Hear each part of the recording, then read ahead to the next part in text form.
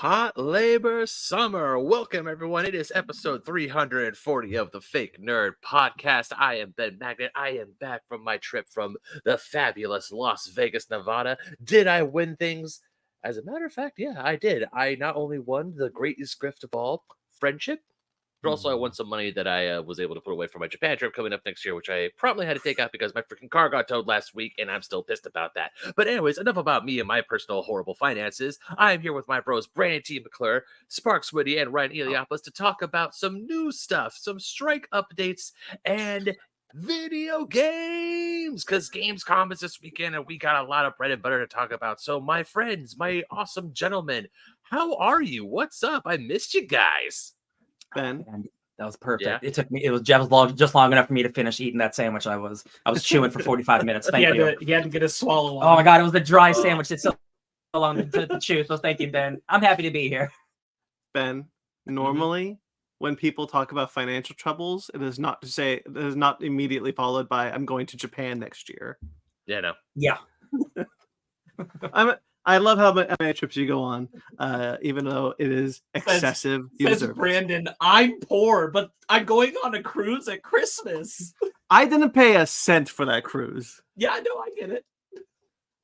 He pays for these trips. I'm jealous. I wish I could actually afford to go on a cruise. Like that'd be great. I'd love to go on a cruise without a shit ton of family that I don't care about. Oh, I hope they don't watch this. I wish everybody could afford to just, live in like a pleasant way. Yeah. Sure. The new job I'm at is in contract negotiations for a hell of a lot more money, and I'm kind of excited about it. See if it happens. Oh, Hot labor summer. Viva baby. Hot Labor Summer. All right, yeah, we're talking about some things. We're talking about a lot of things today. Look, as always, guys, if you're here for some of the news of the week of like movies and TV shows and things, go find a different podcast because we are still going to withhold that news until the strikes are over. And we're not going to do I was thinking about this. I was like, man, wouldn't it be cool if we did like a wrap up at the end of the strikes? And I was like, that'd be too much because this is not ending anytime soon. No. But yeah, no, we can't. What would be the point? Yeah, it'd be It's impossible. too much work. But we do have some links in the description though that I'll talk about before we get into our weekly roundup, such as I will speak on an article that I put up for Atomic Geekdom. Thank you, Atomic Geekdom, once again for letting me write for you guys.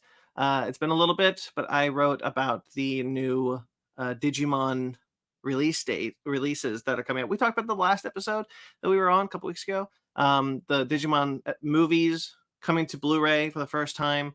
I wrote about that and kind of speculated like what could be coming up next. And it was a lot of fun to do.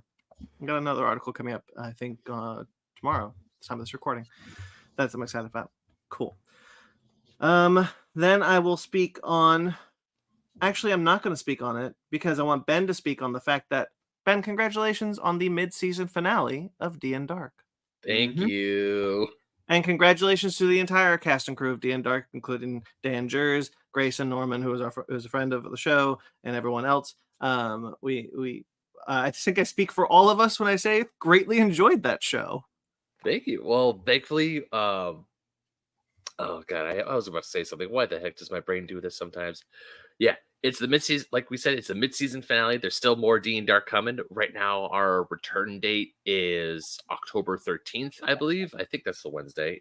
I do know for a fact that we're going to be doing stuff in October, and all of us are going to get back and start recording more stuff. And I'm just glad y'all liked it. How'd you feel about that emotional gut punch that was the finale? don't spoil it. Yeah, I'm No not going to talk spoilers. about it without. Yeah. No, just say like in broad strokes. It's like good, bad, you cried, you wept. It's good. It's great. Yeah, it's a good show. It didn't suddenly become bad. I promise you. All right. Well, I'll answer Ben's question in earnest, which is that I was really impressed with the show in general. I thought it was very fun. The finale went in directions that I didn't expect, and that's kind of the fun of a Dungeons and Dragons podcast because the dice are dictating your moves. I think the way Dan edits the show is very interesting and keeps it flowing really nicely. The decisions that he was making, that you were making, all very fun, and you guys really came together in this moment. It's very chaotic, which is something I really appreciated. Took directions that I just didn't expect. It was a lot of fun. I really enjoyed listening to that show. I can't wait for it to return. Yeah, I can't wait to make more. To be perfectly honest, that we got some things brewing. It's gonna be good. It sounds quite fun to record. I really liked it. There's the moment in the final episode where I was cheering in my car on the way home, which I didn't expect to happen. But yeah, really, really enjoyed it. So congratulations once again, everyone, on that show. Episodes 39 and 40, which are the mid-season finale, are linked below if you guys are following, and you can catch up. Going forward, I am going to just link the D and Dark website rather than the individual episodes when the series comes back, because at that point it'll be 40 episodes. Yeah. So if you're not listening at that point, probably just go to the website. Yeah. Right. And also we're currently on a hiatus right now. So right. So going forward, and the link in the description will be for the D and Dark website rather than the individual episodes. But for now, 39 and 40 are down there. Lovely. Lovely.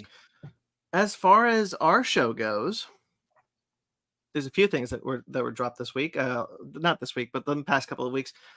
I did not get the latest episode of Conversation out this week. I mentioned it up top, but I did just start a new job. Took a lot out of me this week. It was just a workflow I haven't done in 3 years. So my body was just not used to it. But I'm excited to kind of be back out in the workforce, and it was a fun job so far. So I'm excited to go back. Well, look forward to going back. I'll say that. But that said, so the only episode of Conversation that's still up is Travis Bow from the Real Comic Heroes podcast, which I mentioned last time on the last episode. If you haven't listened to that episode at this point, it is still linked below. It is linked below. You can check it out and get ready for the next episode, which will be this week. I have some time this week that I can work on it. That said, however, I will say that Space Arcade Mortal Kombat X came out.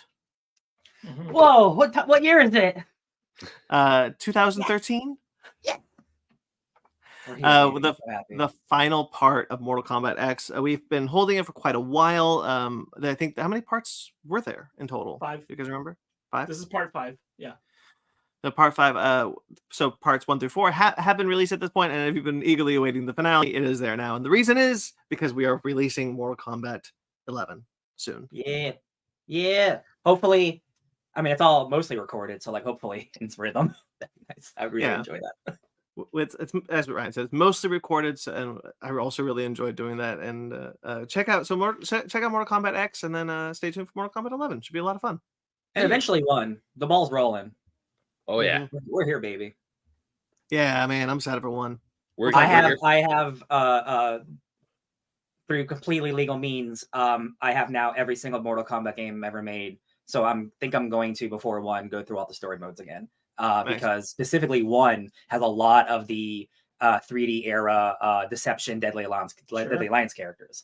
Like Shujinko, who's the guy who's the customizable character who can have anybody's moves, and you can create basically your own custom Mortal Kombat character.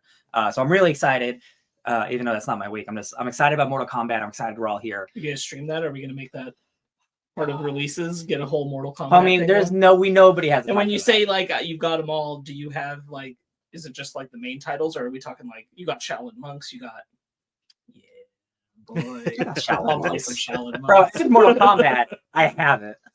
I really like Shaolin Monks. I still own Shaolin Monks, I think. It's a good game. Oh, excuse me.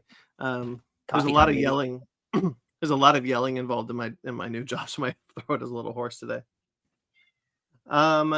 Let's see. How about Fake Nerd Book Club? As we mentioned before, the Fake Nerd Book Club is on a bi-weekly schedule currently on the Fake Nerd Book Club feed, but the latest episode is up now, and you can find it in the description below. And that is my pick, which was Shield by Jonathan Hickman and Dustin Weaver, Architects of Forever. So if you want to hear us talk about that book, it's the same kind of discussion. If you were a longtime listener of the show or watcher of the show, it's that, but on its own feed. So you can check that out now. That was a lot of fun. I like that book quite a bit. Mm-hmm. Did anyone read the sequel yet? Yeah, I finished the whole thing. Yeah, I haven't had a chance to. It was good. Yeah, it's rushed. Like it rushes the narrative because of just the context of how they had to put it out. And it's good. There's a key piece of information you get in issue 7, I'm pretty sure. So immediately after where we left off, that is like, boy, this should have been known in volume 1. It would have like recontextualized our whole conversation. One of the problems that we had in volume 1 is immediately solved in the next issue. Yeah. Interesting. It like completely refocuses what the story is about. And it should have come up sooner. Well, I'm looking forward to that. I'm trying to do that this week while I have the time. Finally, as far as this show goes, Ben and I have hijacked Animation Station. Choo-choo! We've taken the steam engine. Sparks, is it a steam engine? I mean, I was driving it this week, but I don't remember. Was it a steam engine? You tell me. You've stolen it before. We have. Ben and I have stolen Animation Station from Sparks to talk about the Digimon Adventure Tri series. Animation Station is a show that would normally be on hiatus at this point due to the strikes, but because of the fact that Digimon is a foreign project, we were able to talk about it, and I was really excited to because it gave me an opportunity to talk about a series of films that I quite enjoyed. And Ben, so the first episode is in the description below. Is Digimon Adventure Tri Reunion? That's part 1. Determination, right, Ben? That's 2. Determination's 2. That's coming up soon, and we're going to keep the ball rolling up until The Last Evolution Kizuna, which is the final Digimon Adventure film. So look for a couple more Animation Stations as far as those are concerned. Really enjoyed doing that. I really liked Digimon Adventure Tri. Reunion I was a little softer on, so I don't have a lot of positive things to say about that one because it's kind of clearly a hodgepodge. Like we this was clearly supposed to be a TV series, and then they just kind of slammed 2 episodes together and called it a day. But Determination, I'm really excited for that one to release because I really enjoyed that movie. So you were softer on the last one, but you're probably going to be harder on the next one. Yeah, that's that. There you go. I'm just laying down the sticks you've built here. So that's all I'm doing. Yeah, Ben, did you enjoy going back to the world of Digimon Adventure? Oh, of course I did. I mean, Digimon, like, as much as Pokemon is a big part of my life, Digimon is also, I would say, an equally big part because that was one of the shows that my brother and I would wake up early at the crack of dawn on Saturday mornings. We had set schedules of like what to watch on what station. We would watch a show on Kids WB, switch over to Fox 11, and we'd watch some shows on, man. Yeah, we watched Fox Kids, and then once it was done, it was like, okay, what else is there to watch? And then like the stuff before and after our main event, which was Digimon or Pokemon, was just gravy. And you still never watched Cubix, the Rubik's Cube robot show. So as mentioned, Digimon Adventure Tri is the sequel to Digimon Adventure 02 that features the original Digidestined kids, so Tai, Matt, Izzy, and all of them, and things like that. 2 has one of my favorite Digimon ever, Leomon, which was really great to talk about, but Omnimon shows up at the first one, so you can't fault it too much. So please check out that first discussion. As I said, we were going to be going through all the Digimon films, and the goal, when it comes out, is to talk about Digimon Adventure 02, the beginning, the upcoming film coming out in October. So a lot of Digimon coming your way. Finally, in the description below, this is not about us. This is about the WGA and SAG-AFTRA union strikes. They are linked. All the links that have been there before are still there, including what we will be talking about today, later on in the news, the proposal that the AMPTP has given the WGA to make a deal on. That a comprehensive look at what that is, because there's a lot of legal jargon that we're just not going to be able to get into and things like that. We'll talk about it in broad strokes, but if you want to read the language that is written in that proposal, that is linked below. And that'll do it for the link. So why don't we get into our weekly roundup? And Ben, how about you go first? Because I'm sure you want to talk about your Vegas trip. Real quick, how hot was it?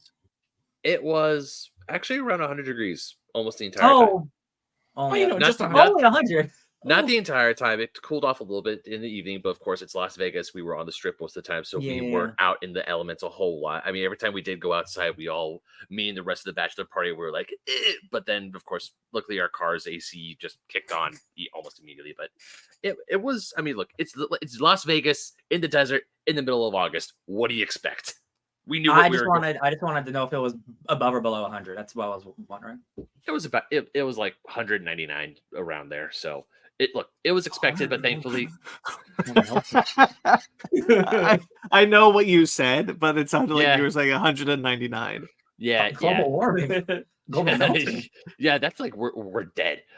Did you see the news broadcast, the weather broadcaster that had the typo on someone's Oh on the map? yeah. Like it was like 11,000 degrees, 1,100 degrees, and it's like this place is dead. These people are dead. What's happening in Melbourne? That I was think funny. that was like a suburb of Dallas or something where there's like these guys are all dead. Oh yeah, I have seen that clip. But yeah, Vegas was awesome.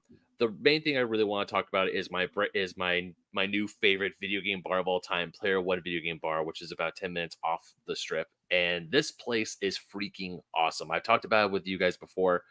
I know I'm going to talk about it later in like a pause menu episode, but I freaking love this place. So it's kind of like Lost Levels in a way, but it's not. As in, obviously it's a bar. It's a Las Vegas bar. You have to be over 21 to enter because with Las Vegas law, you can't let minors inside.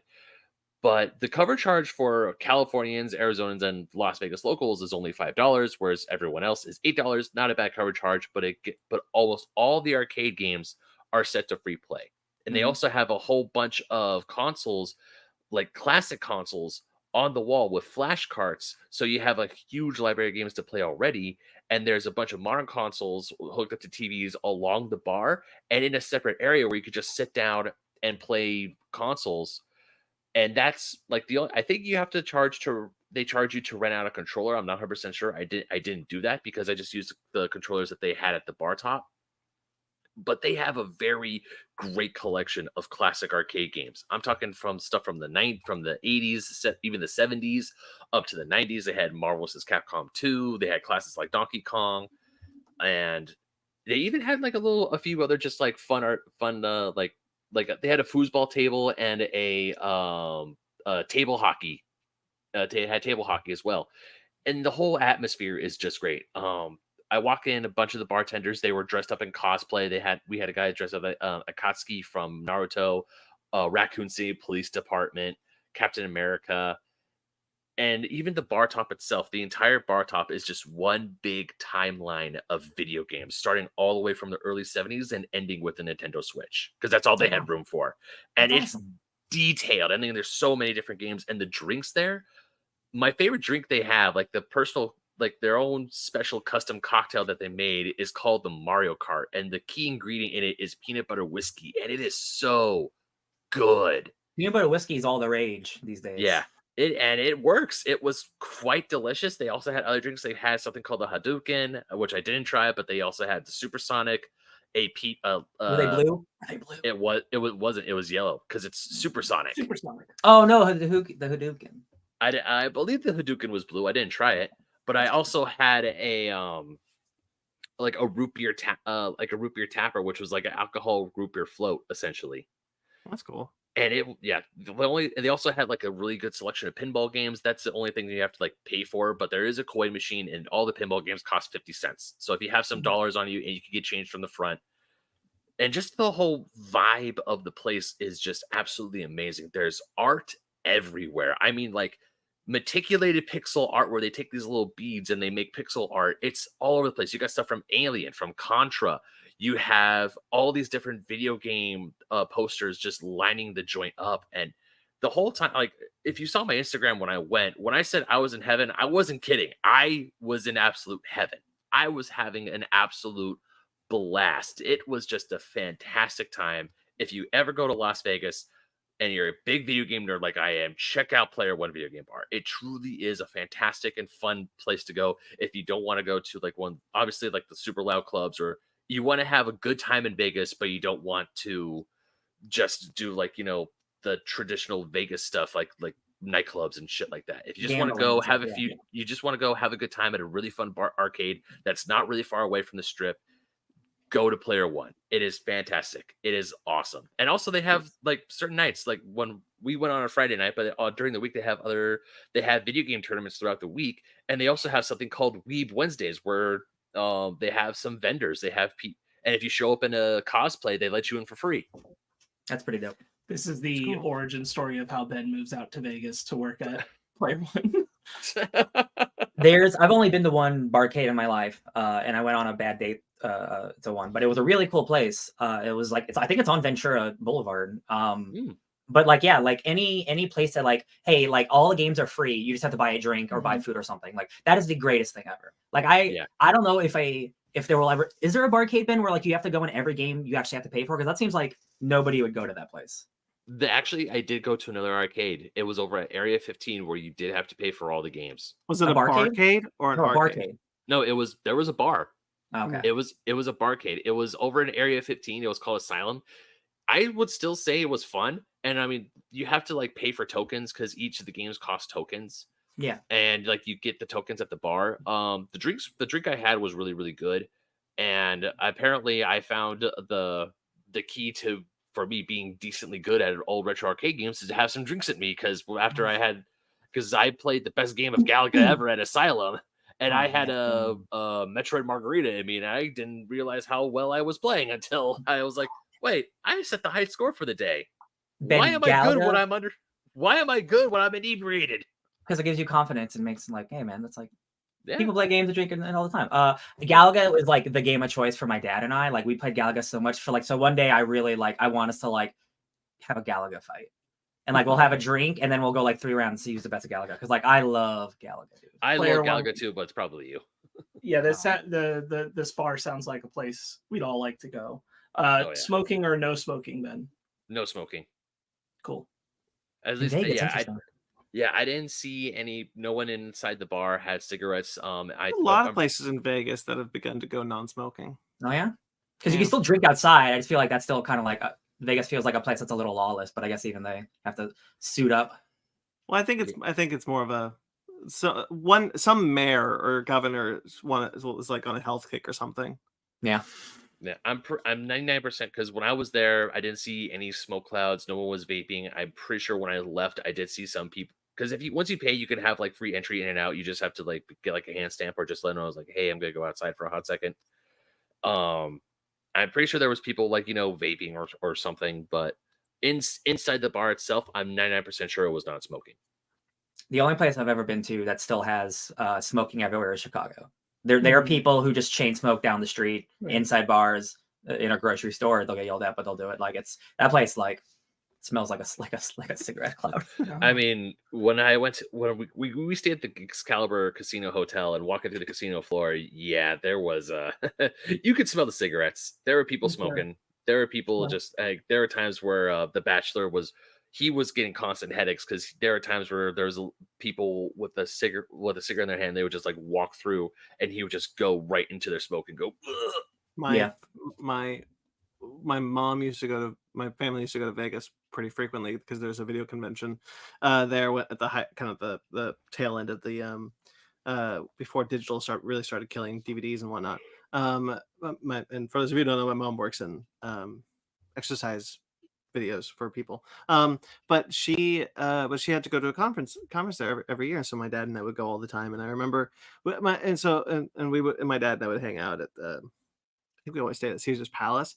And there was a coffee shop that had Krispy Kreme donuts, and we went there for breakfast all the time. And for whatever reason, the smell of cigarette smoke, specifically the cigarette smoke from those casinos, is forever a sense memory that I can recall whenever I want. Sure. Yeah. Yeah. My grandfather liked cigars all the time, so like there's a sense memory smell to that. That's like, I don't hate that as much, and then I'm like, oh no, it's too much. Yeah, like when we first arrived at the casino and we walked in, and I got that smell, and I'm like, yeah, the smell of the casino. Because when I would go to Laughlin to visit my grandmother as well, and Laughlin, Nevada. There's a lot of people smoking in those casinos, so you get that smell. It's so like it's like a core memory. It's like, oh yeah, I remember the times I would visit Laughlin as a child and just spending my parents' money in the arcade. But after a Laughlin's while, old people Vegas. yeah, it is old people Vegas. But even Did going, you ever see Viva Laughlin? no, I Did I ever never see what? did. Viva Laughlin No. with Hugh Jackman. Oh, I show? think we've had this Musical actual TV show? conversation before. Like, I Brandon, how could anyone? Like, only a couple of episodes aired on television. I know. I kind of liked it. It was all right. I just remember it's like, why did they make a show about Laughlin? Laughlin kind of sucks. so what? So it's because it's, I love this because it's based on a BBC miniseries called Blackpool, which is often considered like a poor person's Vegas. Also, so when they moved it to when they remade it for American audiences, they David Tennant's in Blackpool, by the way. And when they made it for American audiences, they were like, well, the equivalent of Blackpool is in Vegas. It's Laughlin because it's like the poor person's Vegas. They didn't do the Grace Point thing where they just put David Tennant in both shows. No, They should have keep the trend. But actually, I shouldn't say Laughlin sucks. I have fond memories of going to Laughlin, and Laughlin is a good time when you don't want to go, when you just want like the Vegas experience, but you don't want the craziness that Vegas brings. If you want to drink and gamble and have fun, but like not be like part of like a crazy scene. Yeah, exactly. The other awesome thing I did in Vegas, which is my favorite, one of my other favorite things to do now, is axe throwing, because axe throwing is so much fun. Yeah, that it was just awesome. If you haven't done it and you have the chance to do it, highly recommend it. It is an absolute blast. Just say, be able to throw an axe and hear that thunk when it hits the wood is just so satisfying. But Ben, we missed the Ren Fair this year, and it breaks my heart. Yeah. But next year we have to go because boy, we can throw so many things and shoot so many things and drink so many things. And drink so many things. Throw and drink. Wow, what a combination. Great job, guys. Same where I went, they had a full bar, and they were even saying, because they were asking us like, hey, what are you guys here for? It's like, oh, we're here for a bachelor party. And the guy's like, oh man, that's a lot of free alcohol. I'm like, yeah, no, you're not gonna give us some free alcohol. I know you lying son of a bitch. but he will give you a free axe. Yes. Complimentary axe to throw, and we have to leave it there for the next group. But yeah, player one video game bar. When I go back to Vegas, it's not a let's go, it's not a maybe I'll go, it's a I'm definitely gonna go.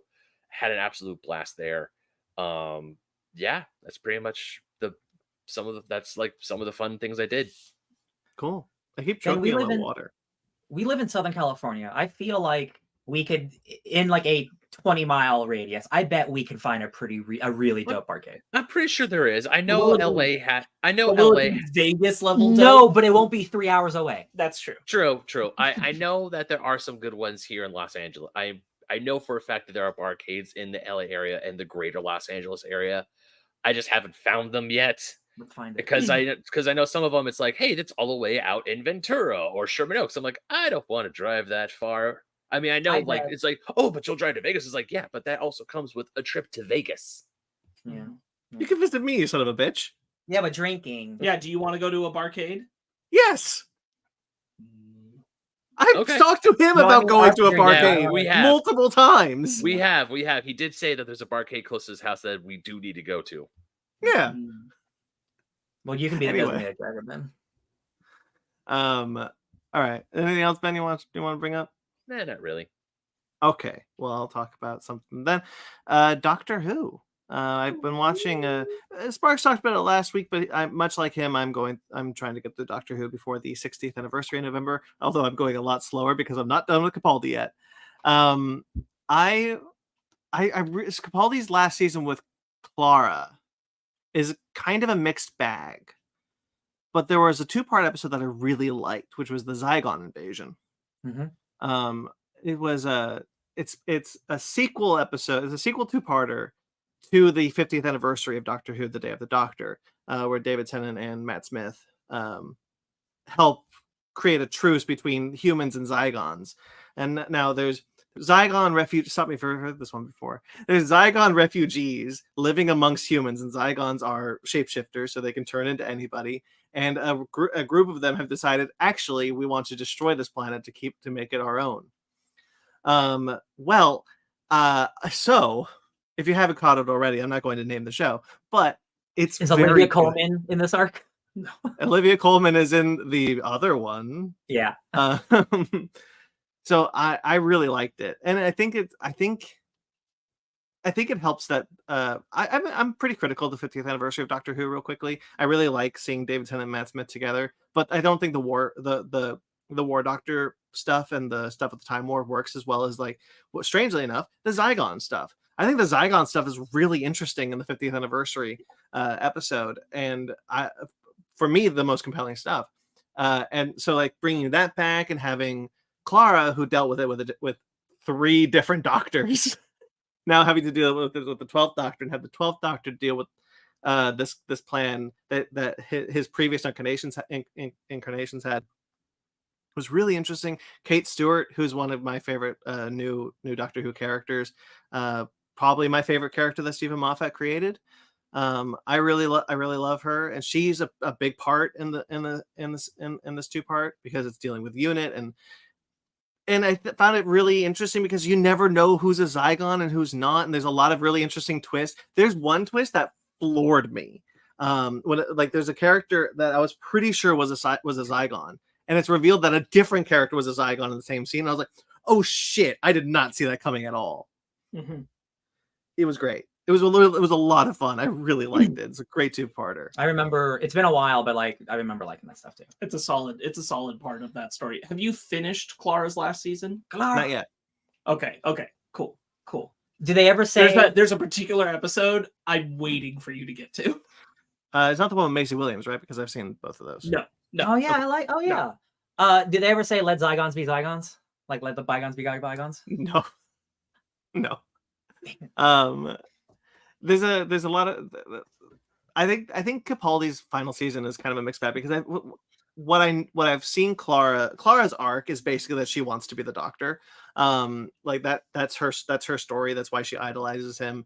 And I don't think it always works, which is why the season is it's why her final season for me so far, having only probably a little bit more than halfway through, this kind of feels a little meandering. But I do like Clara. I like Jenna Coleman a lot. And Peter Capaldi continues to just be one of the best actors to play the Doctor. Yeah, me personally, showing my full self and speaking sacrilege to many Doctor Who fans, in my personal opinion, Clara is the best, my favorite companion. Really? Wow. I like her. Yeah, I like her. I like her better than Rose. I probably would like Martha Jones more if she was in it more. She weren't constantly sidelined by Rose. Yeah, in her own season. Yeah. Love Catherine Tate, love Donna. She's almost exceptional, and it doesn't feel fair. And I honestly think Donna's probably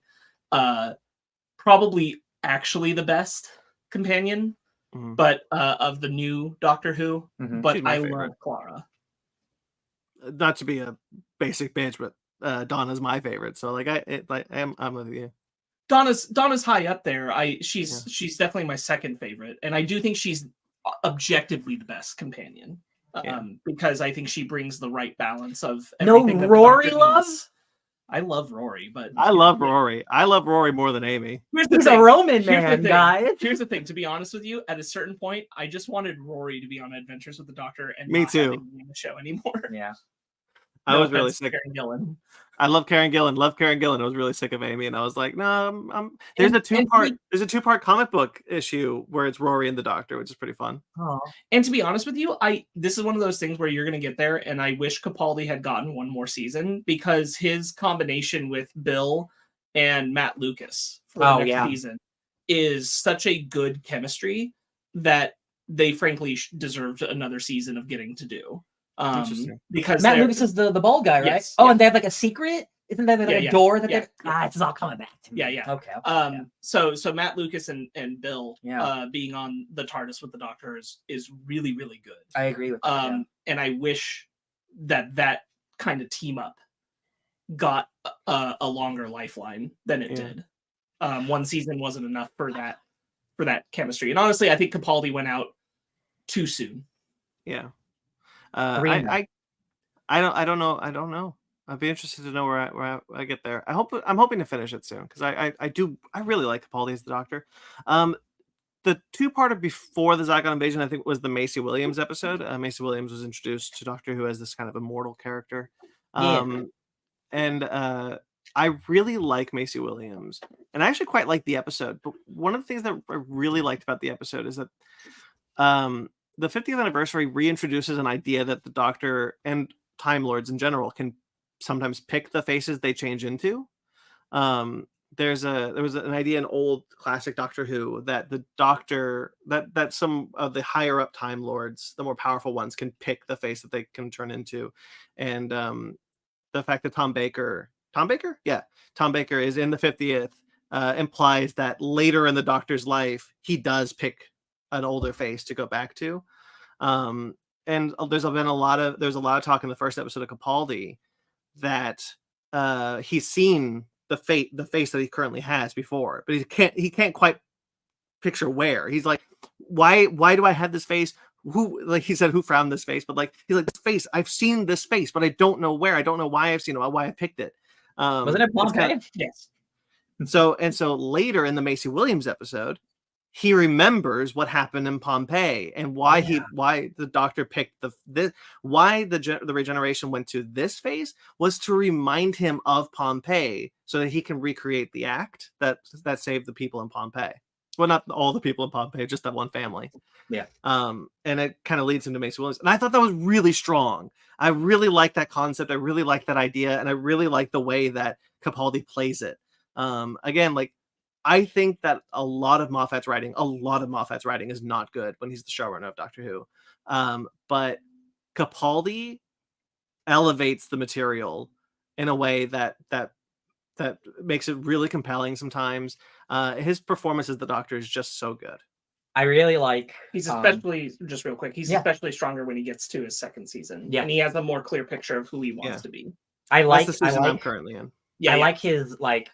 The Doctor obviously like he gets angry, but he's never like evil. But like I just like because Capaldi as an actor is like I like his rage and like I like the way he gets angry and the way he confronts people. He's just like he's a really fun guy. Like all the Doctor Who's are fun to watch, but like he is kind of like a grumpy old man Doctor Who. I'm like I just really like it. I like his sunglasses. Cool guy. I really like how insulting he is to human beings. So one of my favorite things about his final episode is that Peter Capaldi is a fairly mean Doctor. He's really insulting to a lot of people, and not in a way that's not endearing because he's the Doctor. But like it makes him kind of funny in a grumpy old man kind of way. It's really funny to see Capaldi, who had that image, have to deal with William Hartnell's Doctor, played by David Bradley, in a way that has Capaldi being like, I can't believe I just said that in a way. This is really funny to see that kind of flip on its head. Anyway, but yeah, that's all I really have to say about Doctor Who. Really like Capaldi, like some of these episodes, really like that Zygon invasion for reasons that you will know in 7 years. Mm-hmm. We think. Yeah. All right. But that'll do it, guys. That's the whole weekly roundup. Unless Sparks or Ryan has anything they want to add. Nope. No, sir. Alrighty then. So why don't we get into our bread and butter? Yum yum yum yum yum yum yum yum yum.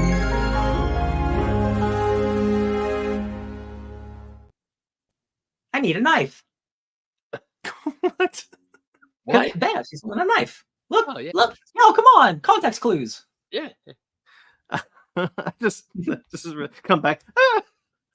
No, just like coming back, it's like I need a knife. It's like, All right, so we're going to talk about a lot of things today, but first we have some sad news up top. Ron Cephas Jones passed away this week at the age of 66. Now, his kind of claim to fame, unfortunately, was pretty late in life with This Is Us, which was the last thing he was in. Apparently, he was great, but a lot of Marvel fans will probably remember him from Luke Cage, where he played Bobby Fish. Mm-hmm. And I remember him being quite good in that season. He's a really good character actor. He passed away at the age of 66, which sucks. Yeah. That's a shame. Yeah, he was a good chess player, a good character. Yeah, it's a shame. On Luke Cage, sorry, I don't know if you play chess in real life. Bob Barker passed away at the age of 99. Good innings. This is one of those times I have to admit that I saw the news and I thought Bob Barker was still alive. Yes. Yeah, not I have to be honest. No, not in a mean way, but like, yeah, Bob Barker's not someone I thought about probably since last time I watched the Adam Sandler movie where he's like, the price is wrong, bitch. Happy Gilmore. I The 99 is a long ass life, Bob Barker. I don't know if he was a good or bad guy. I didn't really follow his life too much. I only knew him again from Happy Gilmore. So he's really funny in that movie. Get your pet spayed or neutered. He's the neuter guy. Yeah. There was a lot of obvious talk about him. For all intents and purposes, at least the stories that were coming out, was that he was a genuinely nice guy. So that's good to hear. But yeah, 99, it's not too bad. What do they say? What is the joke that people are saying, that he got as close as possible to 100 without going over? Yeah. Yeah. He'd probably Yeah. laugh at that and punch you. And finally, something that honestly brought me to tears. Arleen Sorkin passed away at the age of 67. For those of you who don't know, Arleen Sorkin is Harley Quinn. Paul Dini was inspired to make Harley Quinn because he wanted to give her a role on Batman the Animated Series. Without her, there is no Harley Quinn. She was voicing the character for decades after. Arkham City, I think, was her last time as the character. I'm not 100% sure. Oh, is it Arkham City or is that when she was replaced? I think Arkham City is when Tara Strong took it over. Yeah, I think Tara Strong is Arkham City. Asylum is Arleen. Yeah, Well, I think the first game is original cast. Yeah. I mean, Harleen. Yeah. Yeah, without her, there is no Harley Quinn. And I'll be honest, I pretty much had a tear at this point. This really sucked.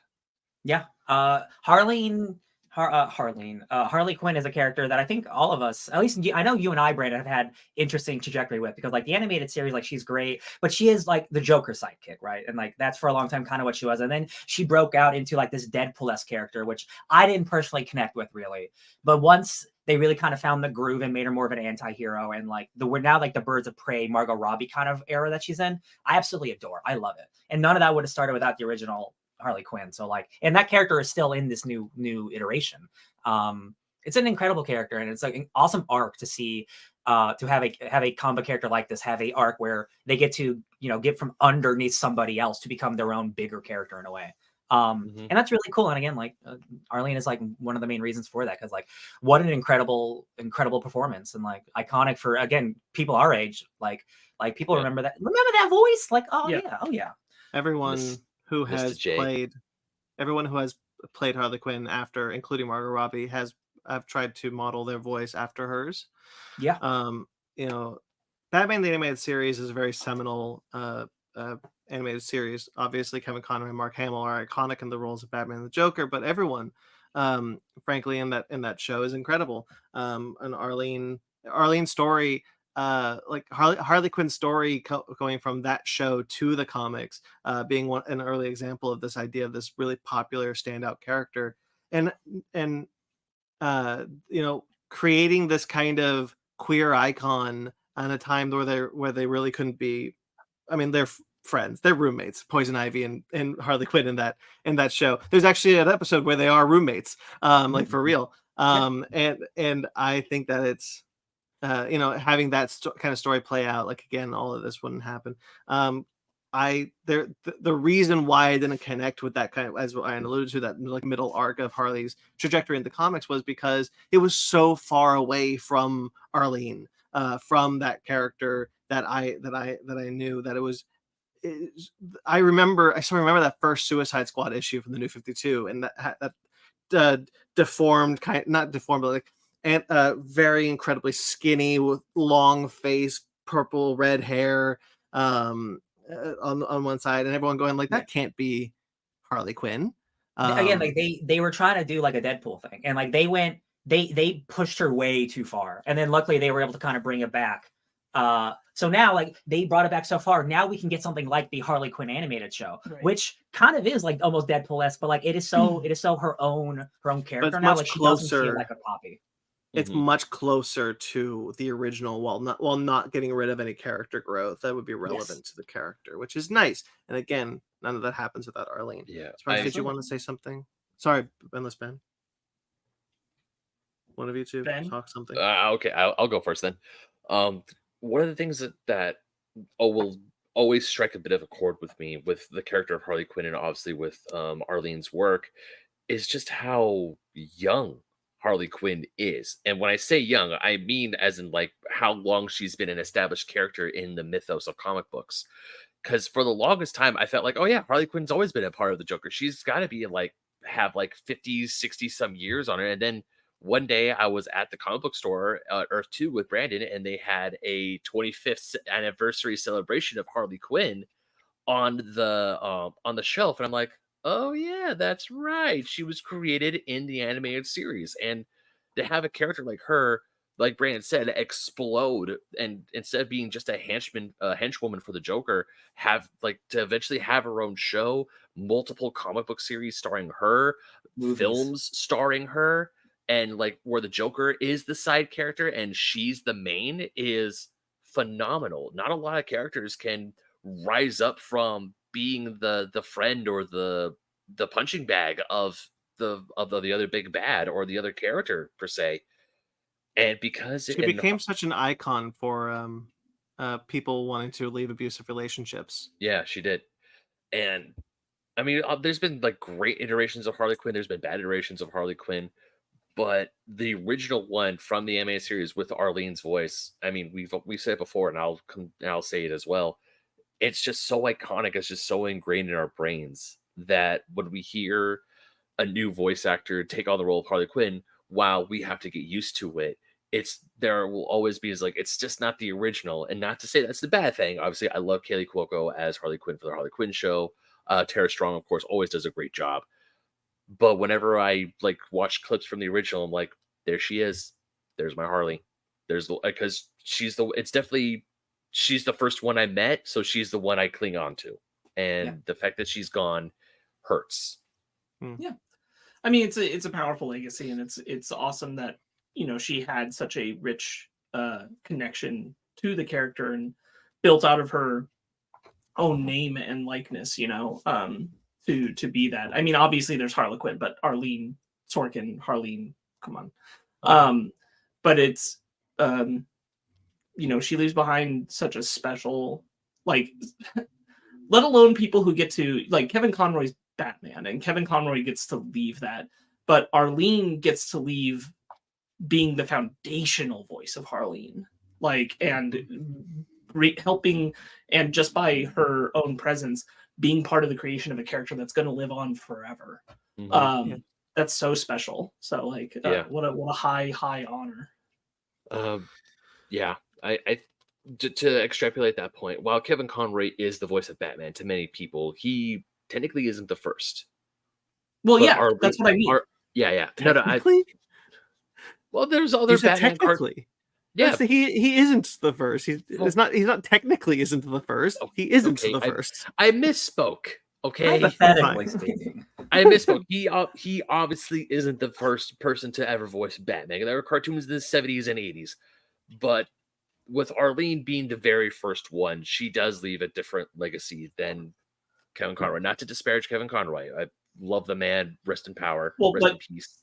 Yeah, but what I mean is, like, it's not just the fact that she was the first person to play the voice. It's that Harley Quinn is created out of her. That is something that even Kevin Conroy couldn't do. Like, Batman's not created out of Kevin Conroy. Harley Quinn is created out of Arleen. That is so special and rare. Like, you put an H in front of her name. A contemporary, I guess, would be like Nicole Maines getting Dreamer into the DC universe. But I won't say that's a character that I know is going to be around forever. I know Harley Quinn will be around forever. Yeah. Yeah. All right. So it's 67 though. That's too young. Too young. Unfortunately, we got one more passing that's not on the list, but it's okay because it's a smaller person. Dan Green, thank you for reminding me, Sparks. Dan Green was an artist who worked primarily in the 80s and 90s and 2000s. He worked on the Uncanny X-Men, and he did some covers from New Mutants. I know this guy primarily from his X-Men stuff from the 80s. He did a lot of art for classic X-Men stuff. He passed away at the age of 70. Rest in peace, Mr. Green. Yeah. Bro, you scared the shit out of me. When you said Dan Green, I'm like, not the voice actor. There's multiple Dan Greens? Yeah, he was the voice of Yugi in Yu-Gi-Oh! Oh. No, different Green. I was about to say, because there's actually a convention going on right now where Dan Green, Charles Martinet, Roger Craig Smith, they're at a convention in Long Beach right now signing autographs. Well, it's not about that Dan Green. It's about Dan Green that made those X-Men covers. Yes. And may he rest in peace. Someone who may that Dan Green rest in peace, because that's sad. Indeed. All right, let's talk about the strike. Okay. Hey, we're doing this till the strikes are over. And here's my quick baseball reference. Strike. Now that we got that out of the way, obviously WGA and SAG-AFTRA have been on strike for quite a while now. SAG-AFTRA less than 100 days, WGA more than 100 days. But they are talking. The AMPTP and the WGA are back to the negotiating thing. And this is important because we don't know anything anymore. We don't know anything right now because there is a press blackout that both the WGA and the AMPTP are. Excuse me. Sorry, the AMPTP has leaked something again. Oh no. So there is meant to be a press blackout, which the WGA is adhering to, except unless the AMPTP breaks that themselves. So they did, because the AMPTP has hired a new crisis firm because their public image is shit. It's just shit. And they need to fix that. Well, they don't need to, but they want to. God rest their souls. So I mean, they do need to. They just don't get that the simplest way to do that is to just make the deal. I don't understand how, like, 4 or 5 months into a strike, they're like, we need to change our image. Like, that's really gonna solve the problem? You know what? Like, it truly is. Like, in this moment, I have never felt more like, between this and obviously Musk with Twitter. Oh yeah. Like, I've never felt more like, oh man, Rich people are dumb. they're stupid. Yeah, they're just dumb. They're just stupid. They're just dumb people.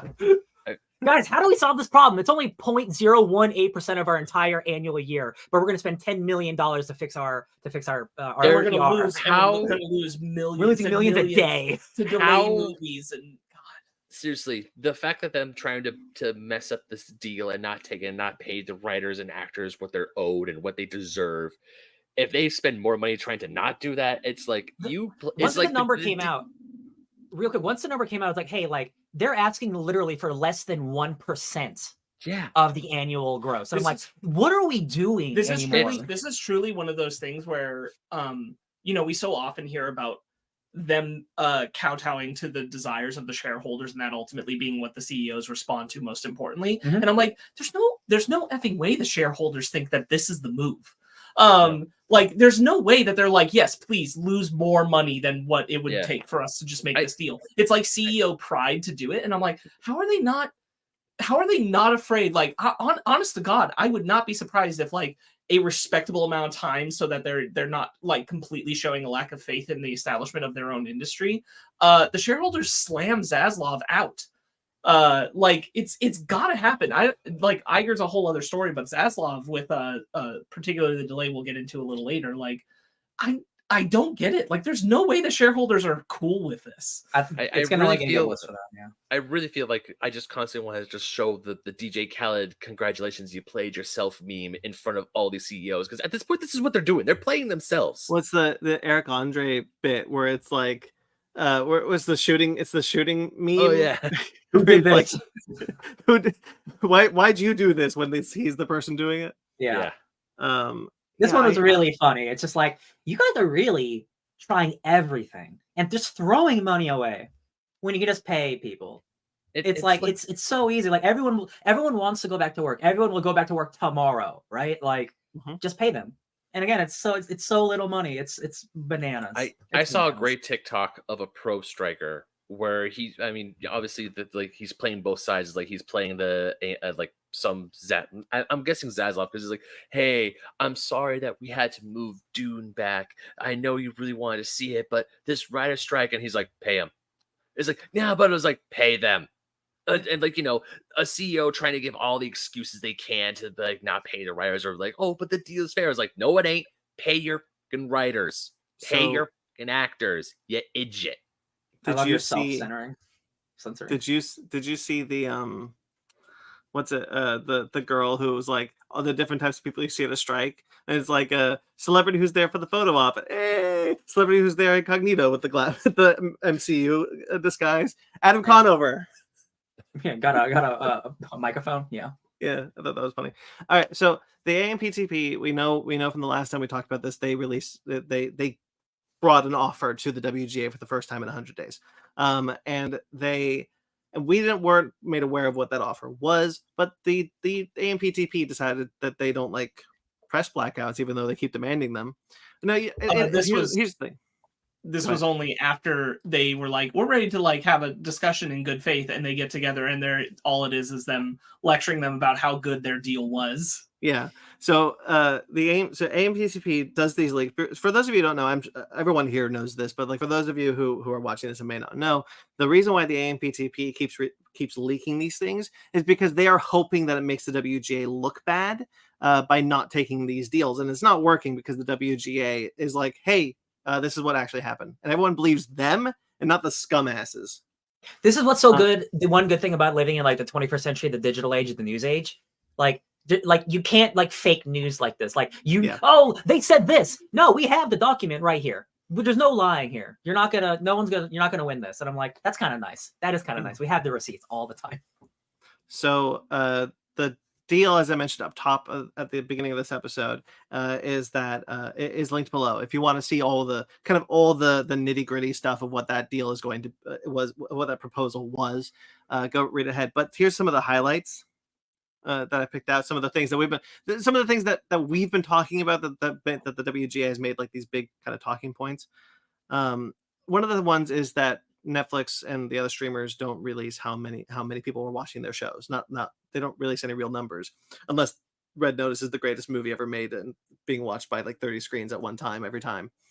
But they say, did you want to say something, Sparks? Yeah, I just want to point out, like, because other people were making the point, and I knew it existed, but I was glad that people were bringing it up in the context of what's happening. It's important to know that Netflix already has to do this in France. Yep. There are laws in France that mean that they have to do this, which means a system's already in place that these numbers should be revealed. Just so everyone contextualizes, like this wouldn't be hard or difficult for them to do. And we know they've tried to say that. So just know that that's horse shit. They already have to do this legally in one country. Mm-hmm. Right. So like it's not impossible. So this is what the AMPTP came with in response to, we want to see how our shows are doing on the streaming service, the Nielsen ratings essentially. The AMPTP said, okay, we'll let 6 WGA staffers be allowed to see limited streaming viewership data. However, they cannot share it with the writers of the show. What? Are we playing Mountains of Madness? Right? What? Yeah, these people are, to reiterate what we said earlier, these people are dumb. Yeah. They're just making shit up. They don't actually know what they're doing. Brandon, I read that because I do have the news pulled up on a different tab, and I was reading that sentence. It took me a few times. I reread it, and I still couldn't understand what the F was going on. So they're saying that we'll let people who are like the board of the WGA, well, like 6 members of the board of the WGA, your elected board, see your viewership data, but they cannot share it with you to a limited degree. To a limited degree. So no, it's not real. No, it's not. This is ridiculous. And I do want to point out, like someone else also made the point that again, something I was well aware of but hadn't put 2 and 2 together about, and I was like, oh yeah, you're very right. This is a TikTok video, but way back in the 30s, the 20s and the 30s, these movie studios made an effort to own theaters. And they were blocked. It was decided that was illegal, that would ruin the market. It's called the Paramount Decree. And yes, and streaming services are essentially a modern day way that they've gotten around that same thing. For the ones that own it, Netflix, it doesn't necessarily apply to this the same, except for their original content. But like for all the things that they make that is theirs and release on their service, Disney Plus obviously falls under this really, really heavily and clearly. The fact that they are able to own the distribution and access of it as they make the product as well, it was determined completely illegal to be able to do that with movies and related to theater chains. They have found the loophole just because, again, like we as a we as a world, but we as a nation have not kept our laws catching up with the modern technological age. It's moving very quickly and our laws are not keeping up. The streaming services have been a big gap of where the laws have not kept up. But it is fundamentally the same argument. They should not own the product, in creation and in distribution, and access. It should not be 100% in their purview and control. Yeah, that's I watched the same TikTok, Sparks. That I didn't think about this, but that's absolutely correct. Like this is why like networks used to be owned by different people. Like CBS wasn't always owned by Paramount. So they would have to buy shows from different studios and different networks, and movie theaters have to bid to play a movie in certain for certain screens and play ball with the studios and get some revenue. But this is like when, who was it? I think Disney was thinking, maybe it was I think there was a, whatever. It would be like if a studio was like, we're not going to release anything theatrically anymore. We're just going to release it on a streaming service. In which case you'd somehow make more money, but they can't be making the money because there's the other argument, which is the reason why they don't want to share these numbers, is either because they're far lower than anyone thinks or far higher than anyone knows. And honestly, like, it's probably both, depending on what the product is, right? Like, there are things on their service that the numbers are incredibly high. It means that the people who worked on those things should be paid much, much more for the work that they put in. And then there's also things on the service that would prove this is actually not a viable service and way to continue in the market. Not as a sole product. It can be like, there are ways to work it as an addition onto this, but like the reliance that CEOs put into it is probably misguided. Yes. Also, just real quick, I gotta step away for a hot second. I gotta use the bathroom. I'll be right back. Go for it. This is the reckoning of them doing the loophole of what you guys just talked about, of like the movies can't be throughout the studio and all that stuff. So like the fact that they don't tell the number, that you're not releasing the numbers, means that they're lying about the numbers, and again, either up or down. But both ways, they're going to be losing money, and they can't report that, because once they tell you the truth, then all those numbers from the last decade and a half, all those are fake too.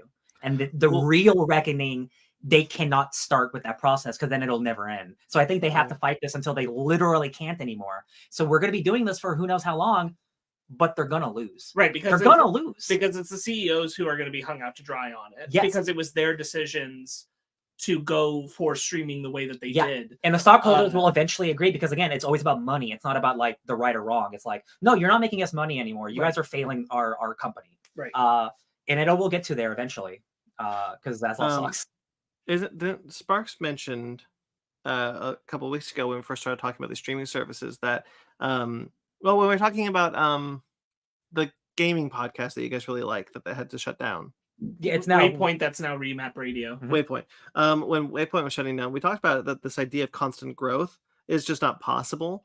Right. And Netflix operates by. Netflix keeps talking about like how great it is that they haven't made a profitable business yet because they're constantly growing. That's impossible. You're stagnant if you're not and you admitted to already not being profitable. They're in a hole so far deep that they will never get out of. At this point. And like, it's a type of thing where like, once you're this far, there's nothing to do but just continue. Because what are you gonna do? Shut down the company? Netflix? Like it'll all there's gonna be, again, there will be like a different type of reckoning at Netflix in like who knows how many years, where like we simply cannot put out this much stuff anymore. And they will just cut dozens and dozens and dozens of projects. Honestly, rightfully so for some of them, because again, the output of Netflix is truly insane. But like that also is scary to like, oh, what about independent people who are making good shit, like they clone Tyrone or something like that. Like it's scary in both regards. There's going to be, I could see this starting a sea change. Obviously, the government needs to start getting involved with these antitrust laws. I'm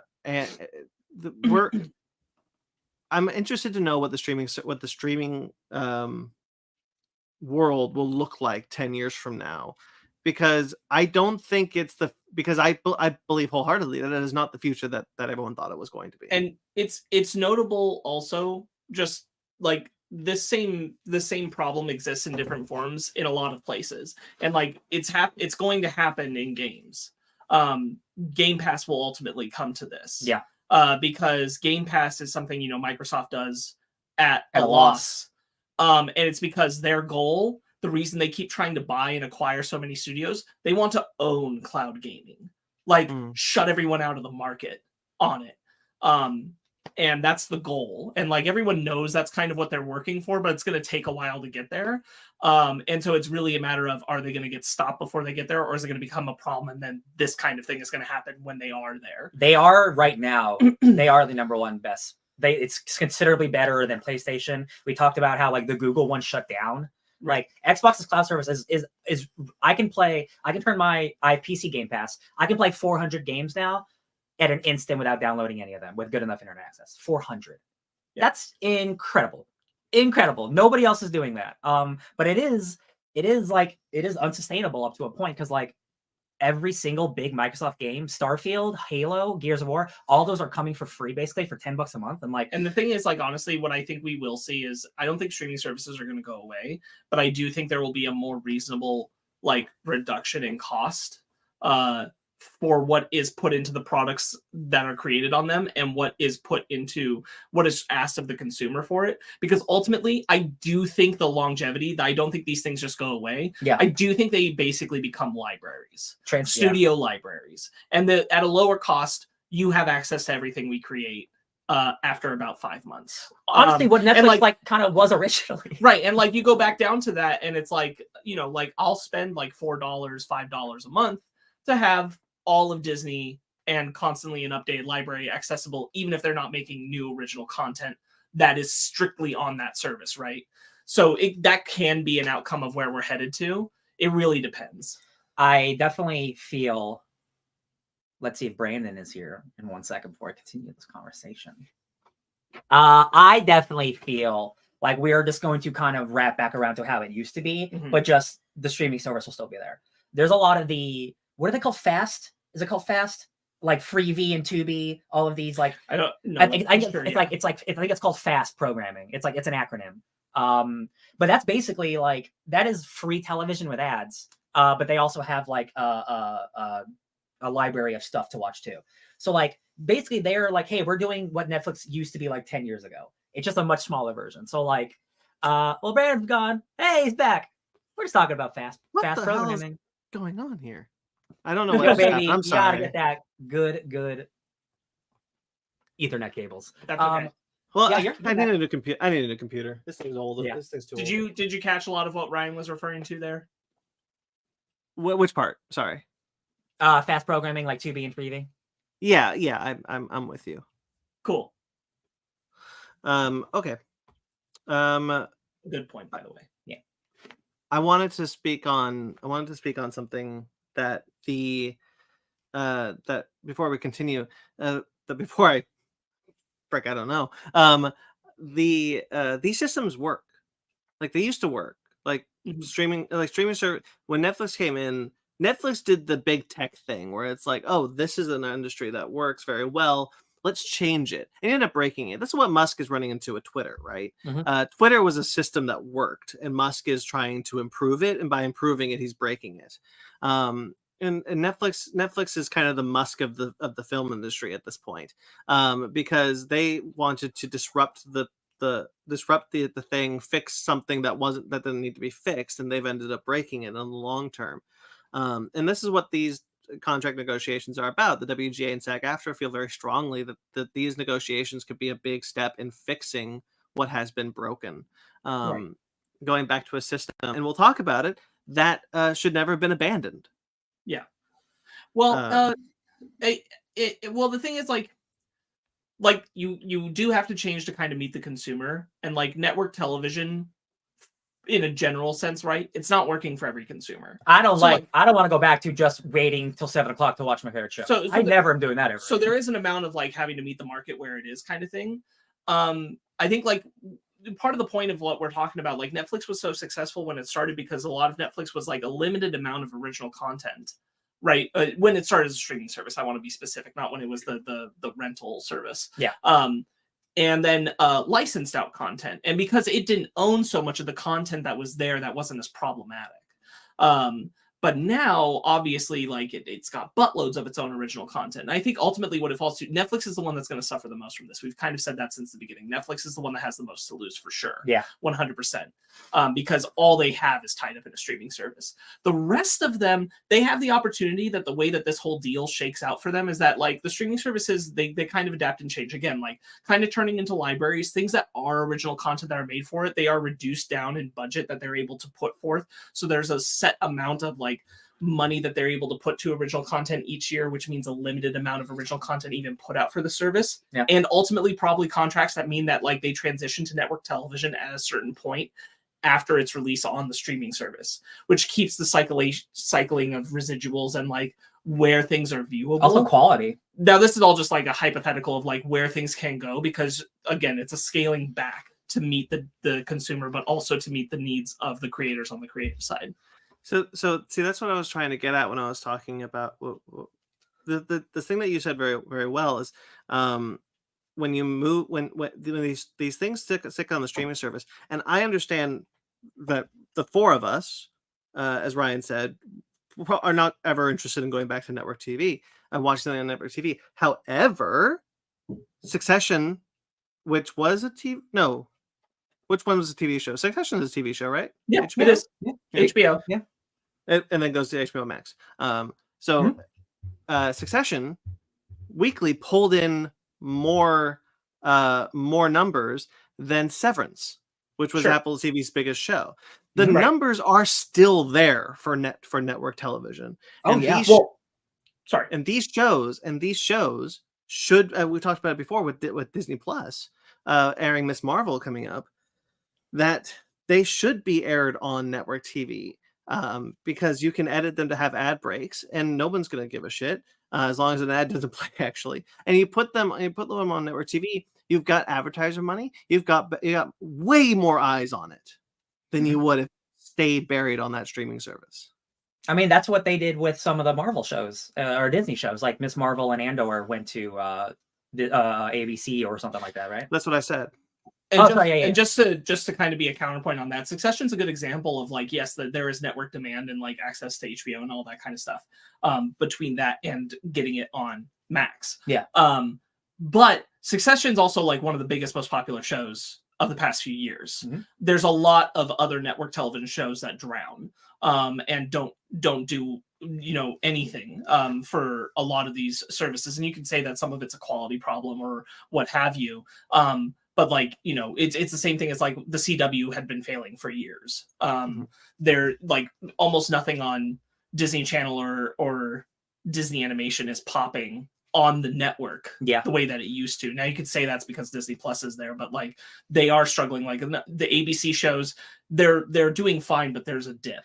And I have to wonder, because again, we live in like this digital age where Game of Thrones, Succession, they premiere on HBO at 6:00, but at the exact same time, I can go to HBO Max and just watch it, and I can pause at any time. And that's at the same time. Well, and that makes it really easy for anybody to jump on into a show. And notably also, HBO is a show that doesn't have ad breaks. Yeah, So like even when you're watching it live on HBO, there's no ad breaks. That's true. So like that is still something that like, again, average consumer, there's a resistance there. HBO is its own kind of like, it's been like the golden standard of TV for 30 years. But anyway, I do think like the way that this ultimately, will shake out is like there's going to be more of a mixed library between streaming service and network again. Yeah. Where things will be shared and that's how you'll kind of get a recycling of content that's able to justify its existence. Mm-hmm. I think the last thing I want to say, which was what I was trying to get to a little earlier, is that once again, trying to be a little bit clear on what I said about these systems working, is that the way tech companies like Netflix and tech bros like Musk like to change things or just disrupt things to make them quicker, richer, quicker, whatever. You know what I'm trying to say. And it leaves and progress is supposed to take everyone with it. And the progress that happened that Netflix tried to implement, which is the same progress that dozens, if not hundreds, of companies have done for years. Leave everyone but the top going forward. And the hope is with these strikes is that they can be the first step in fixing and finding a way to adapt the systems that were broken to a more modern audience, to a more modern age that will benefit everyone. And that's what these strikes are for, and that's what we're hoping we will see going forward with these. That's why we always talk about these these streaming services, because they disrupted a system that worked in order to create a worse working conditions and better pay for their CEOs. And They it needs to be fixed. They were a vacuum without regulations, and so the studios came in and took advantage of having no laws to confine them, and that's finally coming to roost. So reckoning. And again, like this same kind of thing is happening in so many parts of our country, but and so many different labor developments. But like this is obviously a very specific and clear to see one. Hot labor summer. I'm going to skip this one and talk about it a little bit later, but one of the things that people are one of the big talking points is bigger a pay increase, because the pay increase across America just has not kept up with inflation, the artificial inflation that happened during the pandemic specifically. They want the pay raise now, as everyone does, but the AMPTP came back with the historical, you'll get 5% next year, 4% the year after, and 3.5% the year after that, and then you'll have the money that you're asking for. Yeah, nickel and which dime. is stupid. Yeah, and a very common tactic in negotiations. Yes, it keeps your wages just under what they should be. Yeah, notably, our inflation problem has been much worse. This is not their fault, obviously, when I say this, but the war on Ukraine, what happened is that a lot of places saw an opportunity. Some was real inflation, and some was inflation that was like, well, this is a good excuse. Yeah. And seize the opportunity. The numbers haven't gone back down. The most obvious place is in gas. You can see it. But $6. This is true of groceries that, like, frankly, are not affected by the war in Ukraine, but they use it as an opportunity to gas inflation up. Right. So many. I'm actually going to say this now. In 2019, you're going to be asking me why I'm jumping back to 2019, because this is relevant to something that the AMPTP asked of the WGA. In 2019, a person named Stephen Thaler tried to get an image that he generated with a program called Creativity Machine copyrighted. He applied for a copyright at the U.S. Department, the U.S. Copyright Office. He was rejected the first time. He tried again, rejected again, tried again, rejected again. He tried multiple times to copyright the image as a, quote, work for hire to the owner of the Creativity Machine. So he essentially says, this machine made it, but because this machine works for me, I own it. He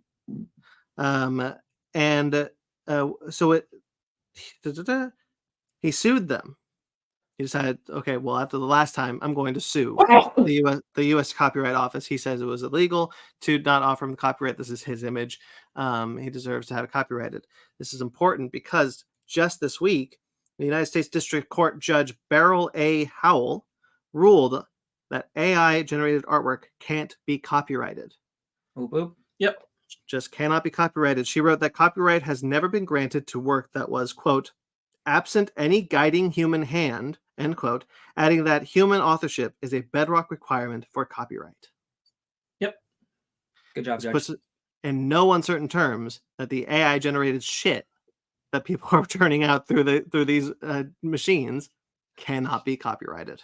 Now, bear in mind, we live with a terrible Supreme Court, and at least in its ratio and their decisions that they'll make. And this can always at some point get escalated, and they can reverse this decision. They'd have to agree to see it, though. Yes, they would. But I mean, like, I'm just, in the long term and like corporate interests. Worst thing that happened. We are, this is a good thing. We're good for now. This does not mean we're good forever, but we're good for now. Yeah. This is really important because the AMPTP, one of the big talking points for the WGA is AI protections, essentially saying that their job wouldn't be replaced by artificially generated scripts. Right. So the AMPTP, rather than their first offer, which was their very first offer, which was we'll just talk about it every year and then we'll just call it a day. Yeah. Or just notably for the SAG-AFTRA, it's a protections from AI being a replicant of their likenesses. Yeah. I just wanted to add that as well.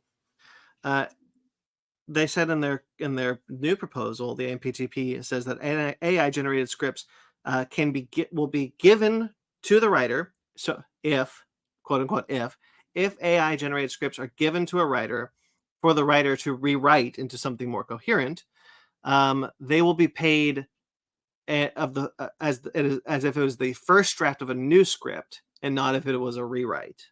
Right. Which is pretty good. Yeah. But it can be taken advantage of, which is what I'll get into. Yeah. The big thing, the big problem, the reason why the WGA went back with another counteroffer, which is what you do, you offer a counteroffer. You don't offer, and then when you get a counteroffer, you go crying to mommy and daddy. The AMPTP have put in the contract a lot of quote unquote gotcha language, a lot of legal jargon that can find many loopholes, and the WGA is trying to close those loopholes, as they rightfully should. Right. For example, there's a lot of new proposals for quote unquote showrunners. Like showrunners can pick their room size because the big thing is like minimum room sizes. Okay, well now a showrunner can pick how many writers they want. However, many streaming shows specifically are losing the term showwriter in favor of a more ambiguous head writer. Right. So the WGA needs to start defining in the eyes of these studios what is a showrunner, what is their job specifically, because if you hire someone for that, we don't want to get screwed and you have them call head writers so you don't have to pay them anything. Right. As has often been the case, also showrunners can be producers instead of writers. And that means that the power of choosing these writers and having a writer's room can be taken away from them if the language is not specific enough. Yes. Yeah. So that's kind of like some of the big things. There's so much more. I do recommend people going through the article, looking at some of this language.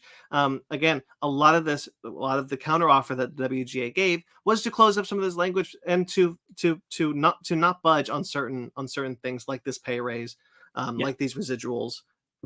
There was no offer for residuals, by the way. Right.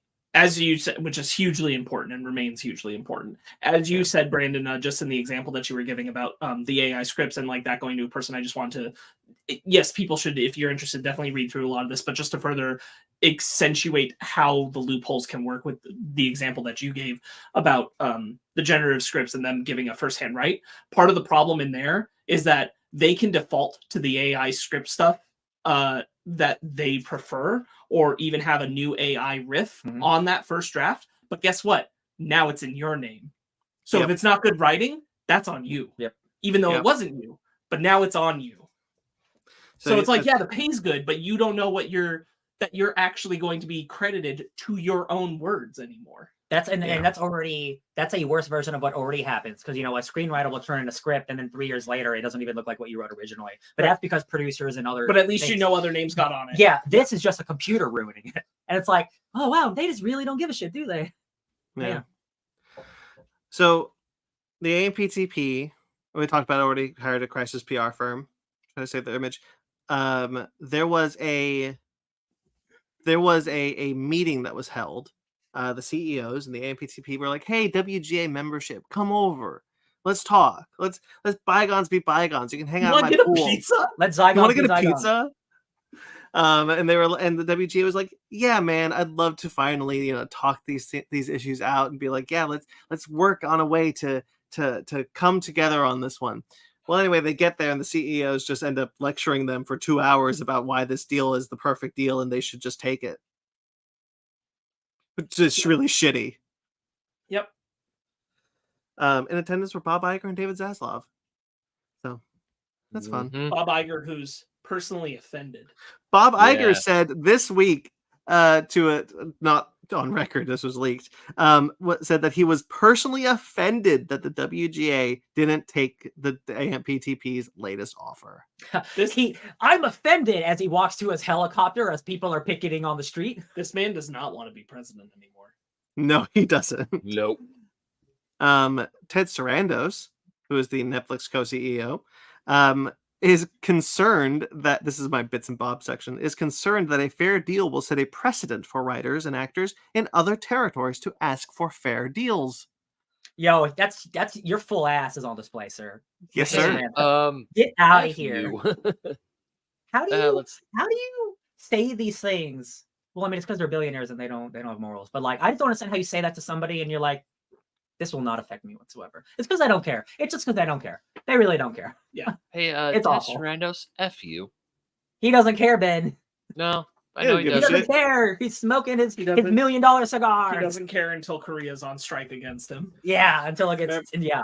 It's the Woody Allen. It's the Woody Allen from Zombieland dabbing his eyes with money. Woody Harrelson? Woody Harrelson. Man, that's a very different movie. Wow. Did I say Allen? 90-year-old Woody Allen. Wow, that's funny. Director's cut. Yeah. Anyway, so this is all really disrespectful, and all these links and all these leaks and everything. And the WGA is committed to negotiating, and they even put out a thing. Ryan mentioned it earlier of the how much annually this will actually cost the studios, and every one of them is less than 1%. Yeah, there was like 6 lists. I don't remember all of them, but Netflix, Disney, like all the big ones, and every single one was less than 1%. Right. It was like 0.1. It was like less than 1/10%. I cannot believe it. It's so every week they just get worse and worse, and I just don't see how they don't see that this is like, again, they're losing. How do they not see it? This is one of those things where I'm like, there's just no way the shareholders are down with this. Yeah, like the kind of loss that they are putting. And I get what the CEOs thought they were fighting for initially, and part of that was like, not that I agree with them, but I get what they were angling for. They didn't want these costs to be incurred year after year. They didn't want the creators to have more power, frankly. Yeah. And they wanted to push AI.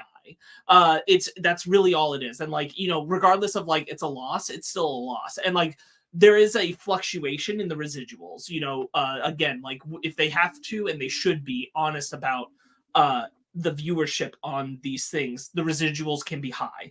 And so it can raise it. But again, we're talking a matter of like under 1% to maybe a little above 1%. It shouldn't really matter. Yeah. But they think it does. And it's never proven more.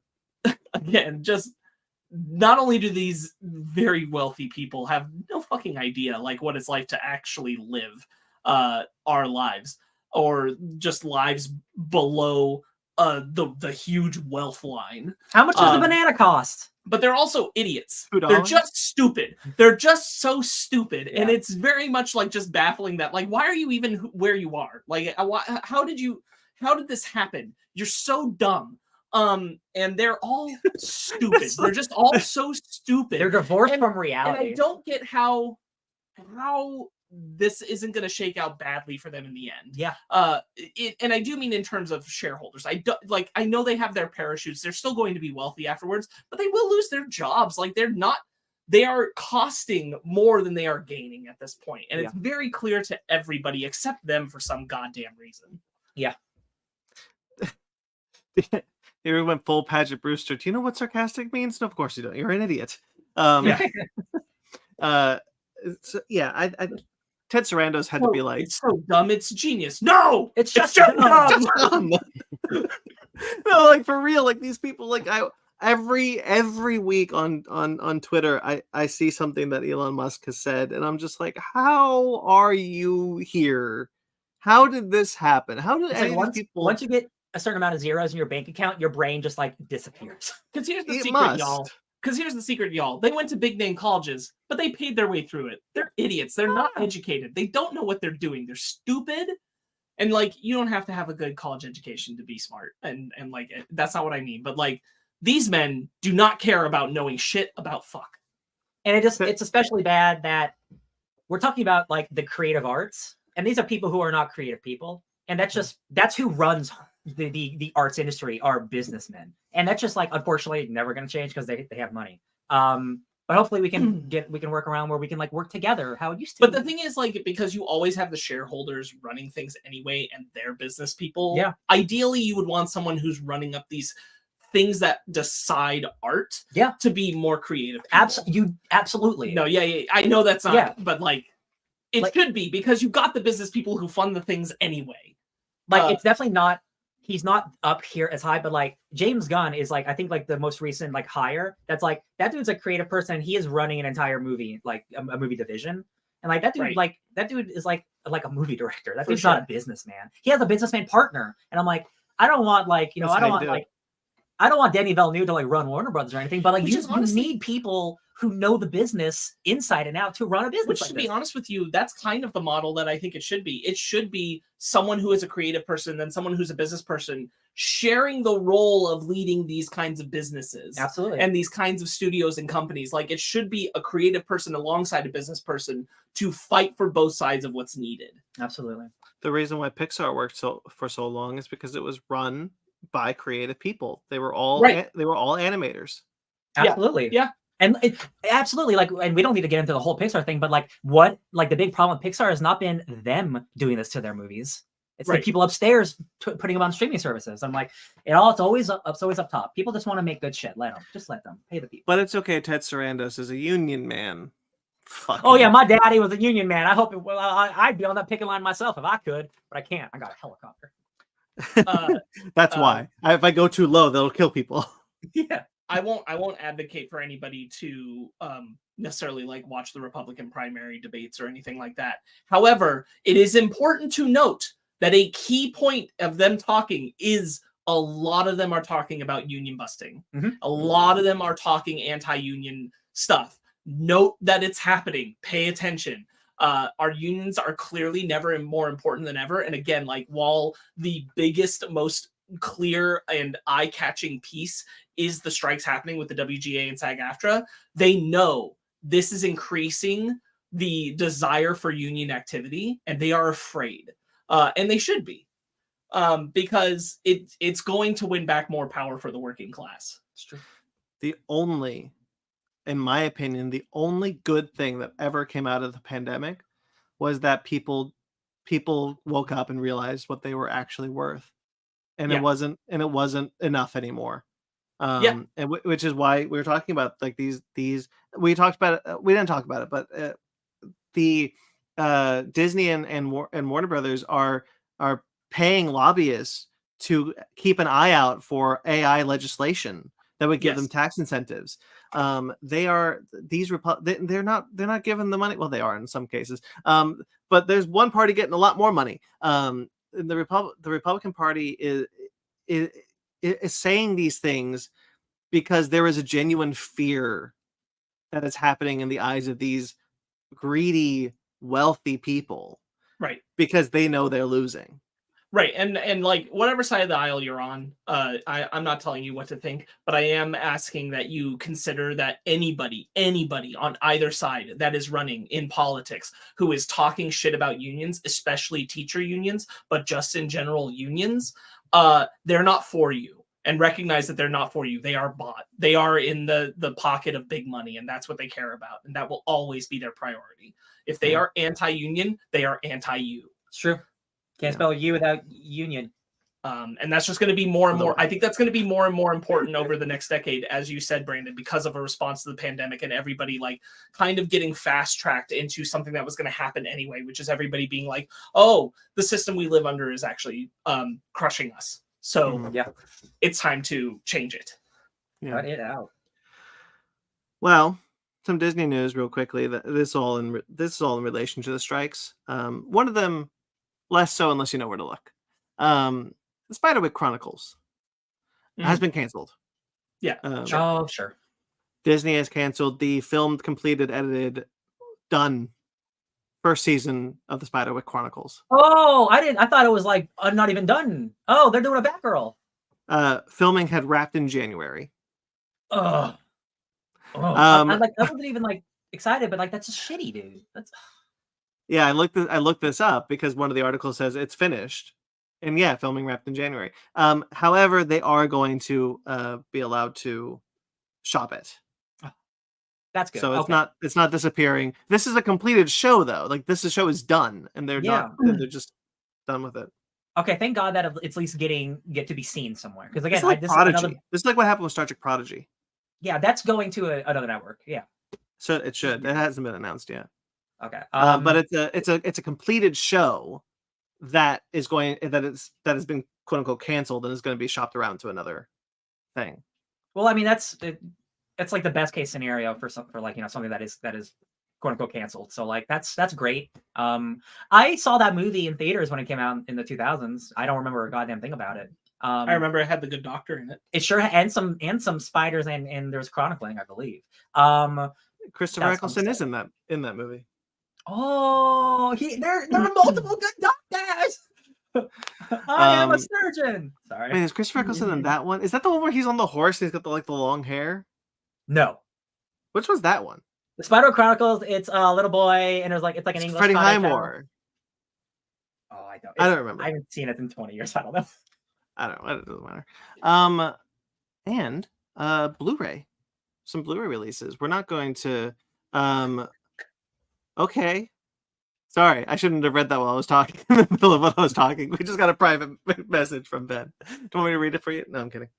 Some Blu-ray releases are happening from Disney Plus. This is pretty big. This is actually really big news because this means a certain something. So Disney is going to release WandaVision, Loki, and the first 2 seasons of The Mandalorian on Blu-ray. And Prey. And Hulu will release Prey. Right, but Hulu's Disney. Sure, but that's why I didn't say Prey immediately.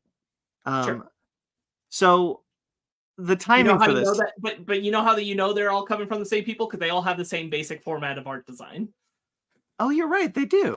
Yes, they do. They were all done by the same artist, including Prey.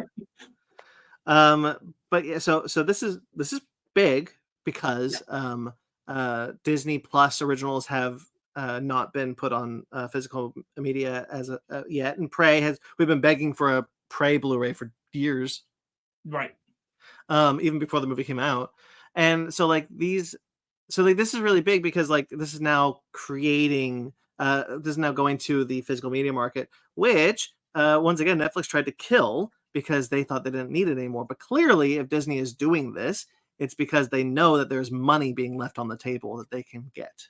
Well, they definitely, I will say, they wonder if there's money left on the table is probably where we're at. This is a big test. And this is a test. And if these sell, then you're going to see a lot more of it. And if they don't, then we won't. Mm-hmm. But they're banking on Marvel and Star Wars people want their complete sets. Yeah. They love collecting. That's a thing. But Prey is the big one because Prey shows that they were actually listening. Yeah. And honestly, let's put it where it is. Dan Trachtenberg is a person who definitely was taking all the amount of people asking for it and shoving it and showing it and saying I think you should do it. I think you should do it. And I want to advocate Trachtenberg definitely is a big part of why we're actually getting a physical release. It was really cool. And the fans asking for it. Yeah, if you follow him on Twitter, we kind of knew this was coming because the day before he's like, guys, I have a really big announcement tomorrow. And it was a new movie, and everyone's kind of like. And it was Prey. Yeah. And this is great. And I highly encourage you that, if you are a person who wants these things to own, please buy these, pre-order them, get them.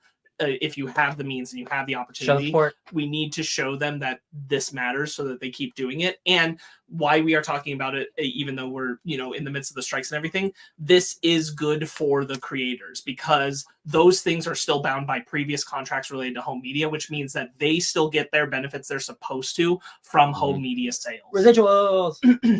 Exactly. That's what I was about to say. And if Prey sells more, then we'll get our sequel where it's Viking Predator or Samurai Predator or Pirate or Pirate. Oh, Pirate. The game will just be coming to life. Yeah. No. I was just gonna say this is good.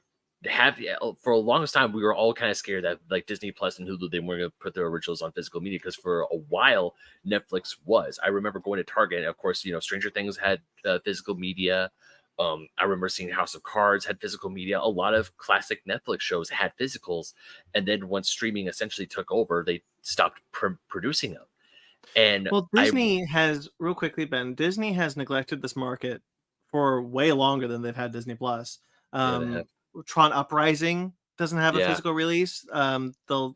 All of DuckTales doesn't have a physical release. Well, there's like 4 episodes released, but like, most things that they made for television, regardless of if it was made for a streaming service or television, like it almost never saw a full release, and even then, not necessarily a well catered one. Yeah. I remember, notably, God, his name is escaping me right now, but the creator of Gravity Falls had to fight for Alex Hirsch release, and even then, that had to be done through Shout. Oh, wow! Shout Factory did that. Yeah. Wow, that's messed up. Yeah, and Gravity Falls is one of those shows that I feel that does Disney really well. Okay, that did very well in Disney. It has a huge fan base. People are willing to spend money for Gravity Falls stuff, and the fact that Disney didn't immediately put it out on physical media is just kind of and like you can see it right there, right, Ben? Which is because like it had to go to Shout because Disney didn't want to pay the manufacturing costs for it. So instead, they were willing to take a benefit cost while Shout pays for the manufacturing up front and takes a small percentage of the profit in order for it to release, because Shout was like, Gravity Falls will sell, especially if it's on Blu-ray, it will sell. And Alex Hirsch knew that, and Disney wasn't convinced, and so they didn't want to pay manufacturing costs. Wrong.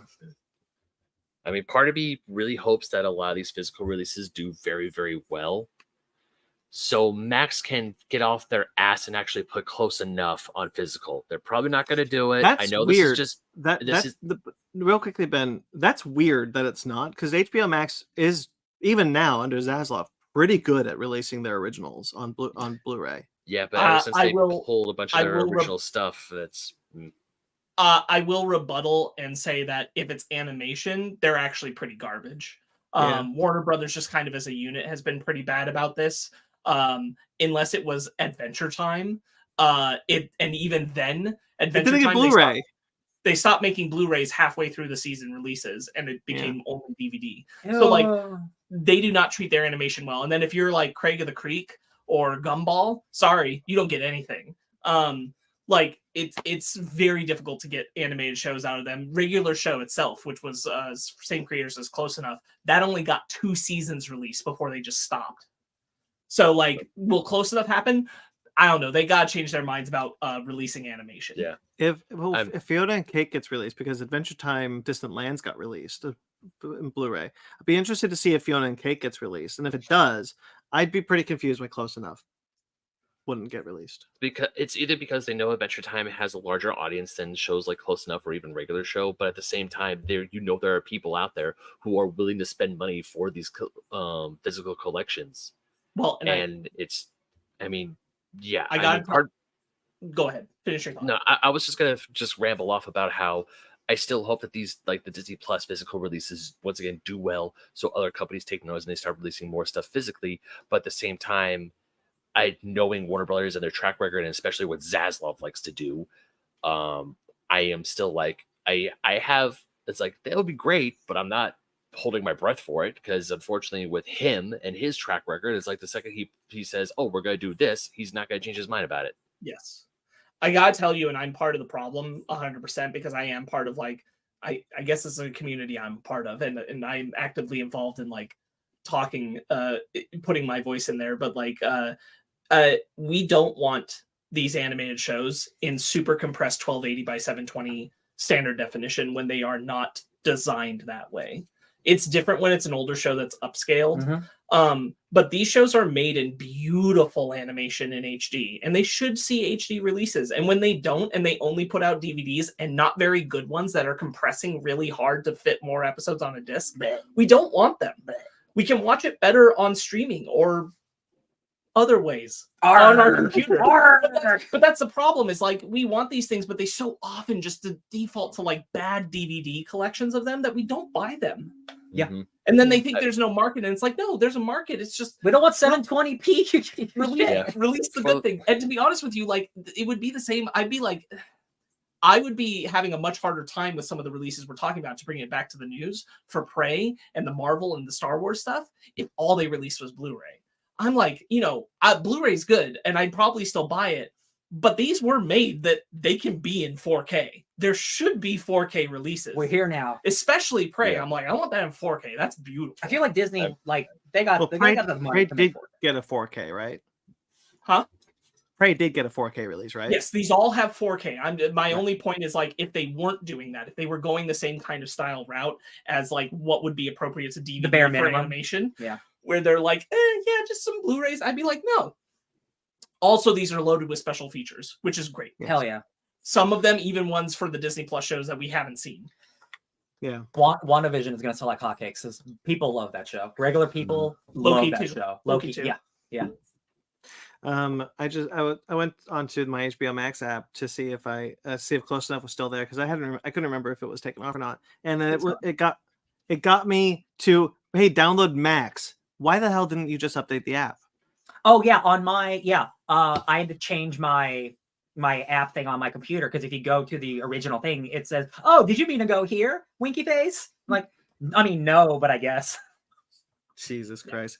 It's like if Musk changes the domain name of Twitter to x.com. Well, I mean, it is, but like if you couldn't go to twitter.com anymore.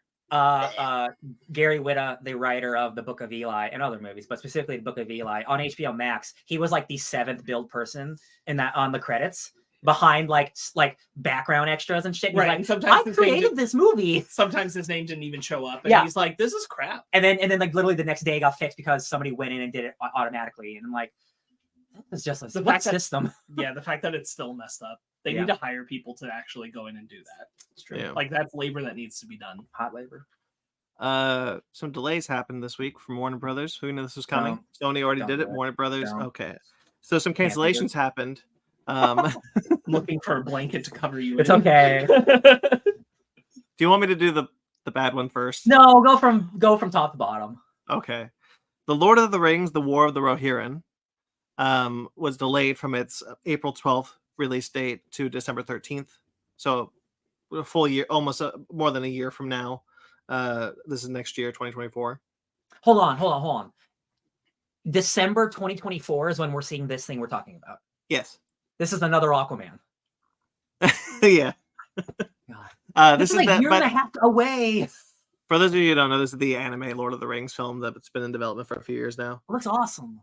Godzilla x Kong: The New Empire has moved from its March 15th, 2024 release date to April 12th, 2024. Not too bad. Oh, that's just a month. Okay, Yeah. That really just feels like trying to make room for the other things that they know are pushing. So. Yeah. Dune Part 2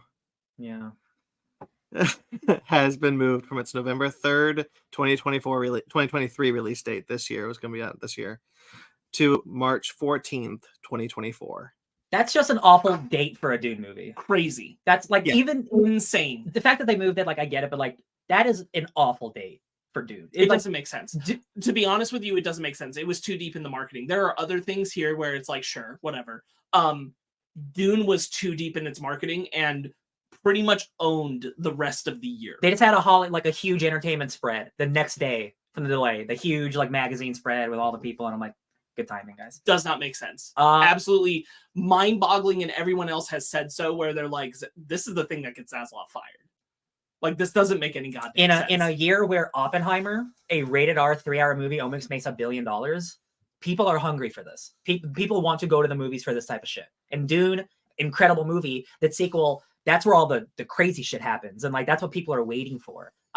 This is, I'm excited about the movie. Like, getting delayed, it's not actually that big of a deal, but like they are going to lose money on this movie now. This will not make as much money if it comes out in March as compared to November. November? It depends how many other things move their dates too in Yeah. other studios. Yeah. Because it could own March depending how long these go, because other things are going to get pushed back. That's also scary. What if something else comes out like the same week or something? Yeah, and like, Well, that's the thing. We're going to see a lot of the movies that are pushed, that are in the winter season, pushed to next year. The weird thing about pushing Dune, however, is that it's marketing, as you've mentioned, Ryan and Sparks, that it is very deep in its marketing. Aquaman and the Lost Kingdom hasn't started its marketing campaign. Right. So I said to him, I think what it is they are just going to send Aquaman to die, because that is a weird universe it is a universe that, like, even though Jason Momoa might continue as this character or another character, that is a movie. Unlike The Flash, which they banked on, they're not going to bank on Aquaman. That movie's probably too expensive, and there's probably not going to be a third one. So I think we'll get a trailer sometime soon. Unless it does $1 billion, which if it has no competition, it might. I just don't know if in this current state, I don't know if Aquaman 2 can make $1 billion. Nothing else has proved to me more this year than if it's Avatar. Then if it's good, yeah, and there's good word of mouth, people will go to it. Yeah, that's true. And so, like, and because it's still won, and Aquaman was good. If this people one is like good, Momoa, people are going to go see it. And right now, it does not have stiff competition in theaters. Yeah. So if it still comes out in December, it kind of owns the market for a while. Yeah. So it has a good chance of doing well. That's a good point. But in terms of Dune, I don't know why you would willingly sign up for what was the last Daniel Craig Bond film? I forget the name. No Time to Die. I don't know why you would willingly sign up for a No Time to Die marketing problem. Oh, for sure. Which that one suffered because of the pandemic. True. I don't know why you would willingly go through that with Dune. Yeah. Because Dune shouldn't have another trailer. No. It's going to have to now. It shouldn't. Absolutely. And a movie that high profile doesn't, again, like Oppenheimer, like they stopped their marketing trail like midway through the premiere, right? And that movie still made all the money. Same with Barbie. So like, you don't need marketing for a movie this big, but like they think they do, and it's going to ruin them. The issue. So a lot of people are there's people online blaming the strikers, and that's wrong. It's 100% on the studios, because what they're doing is they're telling you exactly that, hey, doing the actors and writers doing press for these movies is very important to the success of them. The Marvels is coming out this year, and what a shame is that we're not going to see the three of them on the press tour together. A lot of people have talked about like how sad it is. Like, you know, by all accounts, Blue Beetle is a pretty good movie, and how unfortunate it is that the star can't even like promote it. True. Yeah. Which is a huge bummer that he's suffering because of this idiotic studio bullshit. Because he should be able to live in his moment right now. Yeah. Mm-hmm. You know, they kind of get away with doing things like you can release, oh, this is when I found out I got casted Blue Beetle. Like, you can do stuff like that. But you can't market the film and like enjoy the fact that people are really liking it. Someone on this podcast included. I can't say who because it's strike breaking. It was probably Brandon. It was Ben. I suspect. Nobody looks at his letterbox, right? So he's fine. I haven't looked at letterbox in 25 years. That's true. Nobody looks at my letterboxd. All right. So yeah, that whatever. This is stupid, and hopefully the marketing doesn't kill this movie. I hope Aquaman's good, man. Speaking of letterbox, there is a very good list someone made that's like all the movies that have been delayed because the studios refuse to pay their actors and writers, and it's a pretty comprehensive one. Good. You should take a look at it. Hell yeah. Yeah. Bottoms also came out this week, and it sucks that we can't get the cast together to do things like this. That would be legendary. If you paid your writers and actors, no, we wouldn't even have a problem. Less than 1%. Sparks, I'm sorry, but A League of Their Own has officially been canceled.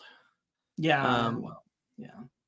Due to the strikes, Amazon has taken the opportunity to cancel its initial second season order for that show and the show Peripheral. That's the Carly Grace Moritz show, both of which had received second season orders, and now they will not.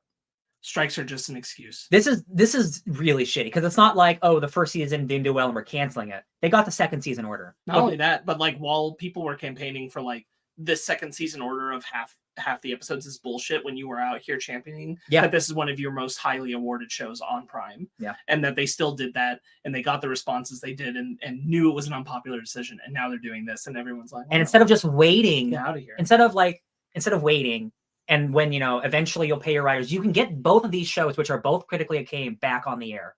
You're just canceling them. I'm like, man, these people really are dumb. Here's the official statement from Amazon. This is the official reason why. So it's not the statement, it's the reason why. Amazon claims that because of these strikes, the next season won't be out before 2025. Which would create too long of a gap between season 1 and 2, and we just can't have that for our quarterly earnings, which goes back to the idea of this ridiculous notion of infinite growth and placing everything on a spreadsheet in order to reach weird numbers that don't matter in the long run. Yeah. I call bullshit. It's 100% bullshit. They just took the excuse. Yeah, they did. Because if fans can wait 14 years for an incredible sequel, we can wait another year and a half for a League of Their Own. If people can wait super long time for their shows to come back post-pandemic when everything's shut down due to safety reasons, we can wait a little bit longer for the strikes to settle and for our favorite shows to come back. Oh, Brandon, remember Battlestar Galactica? Bullshit. Remember Battlestar Galactica? I don't remember what season, but there was like a year and a half wait between one of the seasons, and it's not because of a strike. It's just because, man, that show takes a long time to make. Okay, even though Stranger Things, the gaps between Stranger Things seasons are long enough that these kids are too old now. This show is going to be 10 years in development by the time we get that next season. 10 years. I mean, by all accounts, right? If you applied this argument sincerely, Netflix is looking at the same thing with the Stranger Things last season. Like it's the same situation. They're still going through with that. Hey, Mike. This is such horse shit. And if I made like one more example, even though it's not the end product wasn't very good, Game of Thrones took a year and a half off to film its final season. A year and a half. Hey, but that show at least looks good. Yeah, but still, people, if they have a show that has like League of Their Own, critically acclaimed, won so many awards, has a bunch of fans, we will wait. Fans will wait. It's okay. We understand. We're not constantly banging at the gates to give us our shows. This is absolute bullshit. Amazon. Yeah, it's just it continues to be. This isn't even related to the strikes problem. This is just a general problem where like it's so insane when they decide like this show's doing okay. It's got a lot of attention, good critical acclaim. More people might watch it before the next season. Let's cancel it and put out something new that who knows how well it'll do. They're always betting on like the next best thing instead of like, we're not sure. Like a number one will always sell more than a number three. You know, we desire constant growth, but God forbid we ever allow growth in an audience. Exactly. Yeah. Exactly. It's not going to be the first. Go ahead. Oh, go ahead, Brandon. No, I was going to wrap it up. So if you have more to say. I was just going to say, like, I still encourage people to watch that show. It's a solid, excellent 8-episode season. I really think you should enjoy it. Watch it before they take it off. It's unfortunate there won't be any more. Oh my God, that will really you want to bet? Give it a week. But I highly encourage you to watch it.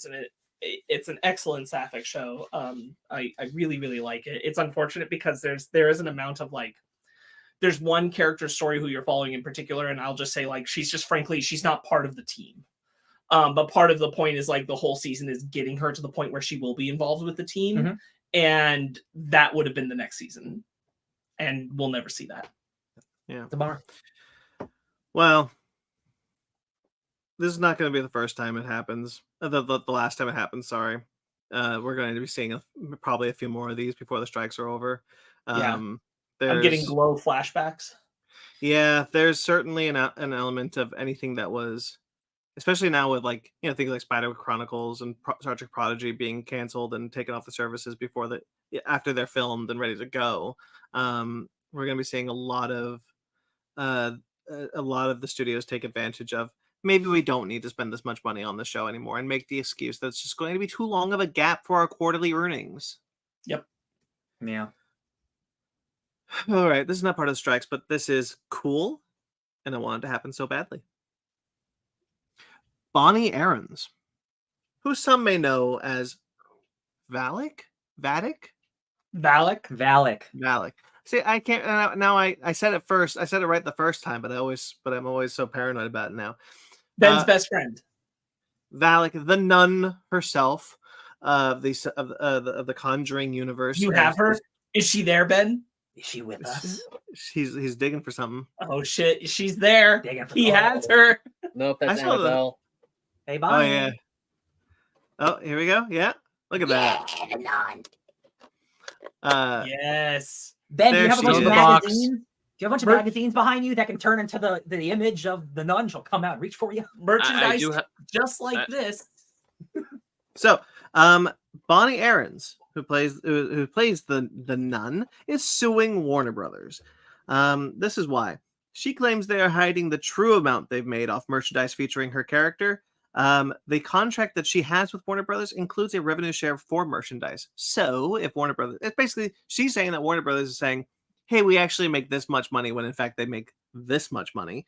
And Bonnie is not getting paid the money that she has deserved. I 100% believe that. Yeah, 100%. Like the nun is a very popular merchandisable image and character. Like not just like the little like fun toys, but like costumes. I mean, yeah, definitely. Yeah, Halloween. Absolutely. And Ben has one. Like, I mean, like, give Bonnie Aarons her money for Ben's merchandise, please. Give her that nickel. Yeah, I mean it's a hell of a character. It's got 2 movies centered around her. Like the nun is an incredibly popular visual image. It's everywhere. Absolutely. And she's not getting the money she deserves. She is considered a horror icon on the level of like visually the same as, you know, Chucky and all the definitely others. modern. Like, yeah, she's held up in the same tier of like visually recognizable and distinct. yes. So she absolutely should fight for this. By the way, I think it's very funny that anybody who doesn't like know the history of like Fake Nerd podcast stuff or anything thinks Ben just really likes the nun and owns this instead of knowing the history of why he has it. Everyone, And I will not change that mind. Ben If you loves just came to horror this movies. episode, that's hilarious. to King me. of horror movies, Stephen King's best friend. All right. That's the strikes. That's everything that's going on with the strikes. Hope you guys enjoyed that. A long conversation. A lot of strike Yeah. stuff. We do have more to talk about, however, because there's some comic book news. Last time, we did not put this in the news, but I was reminded to put it in the news for this week.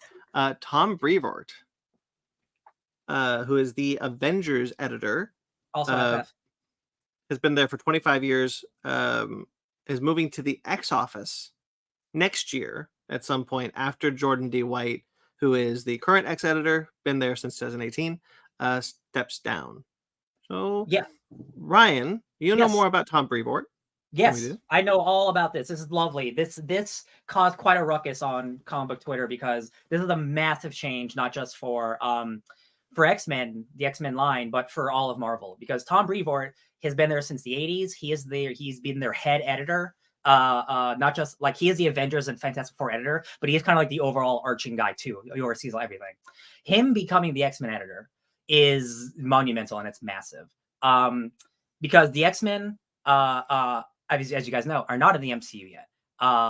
And they are slowly building towards, we are going to make the X-Men the pride of Marvel as it used to be in the 90s. In the 90s, that the X-Men had like 20 books, y'all. It was selling millions of copies. X-Men is the biggest at the time. Like there will never be a bigger franchise in comic books than X-Men.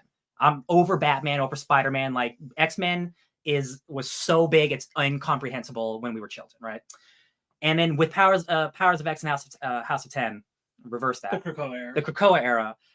It has been such an influx of older fans, newer fans. The comics are selling more than they ever have. Newer voices, a lot more diverse voices, LGBT voices. So like, it is a beautiful era.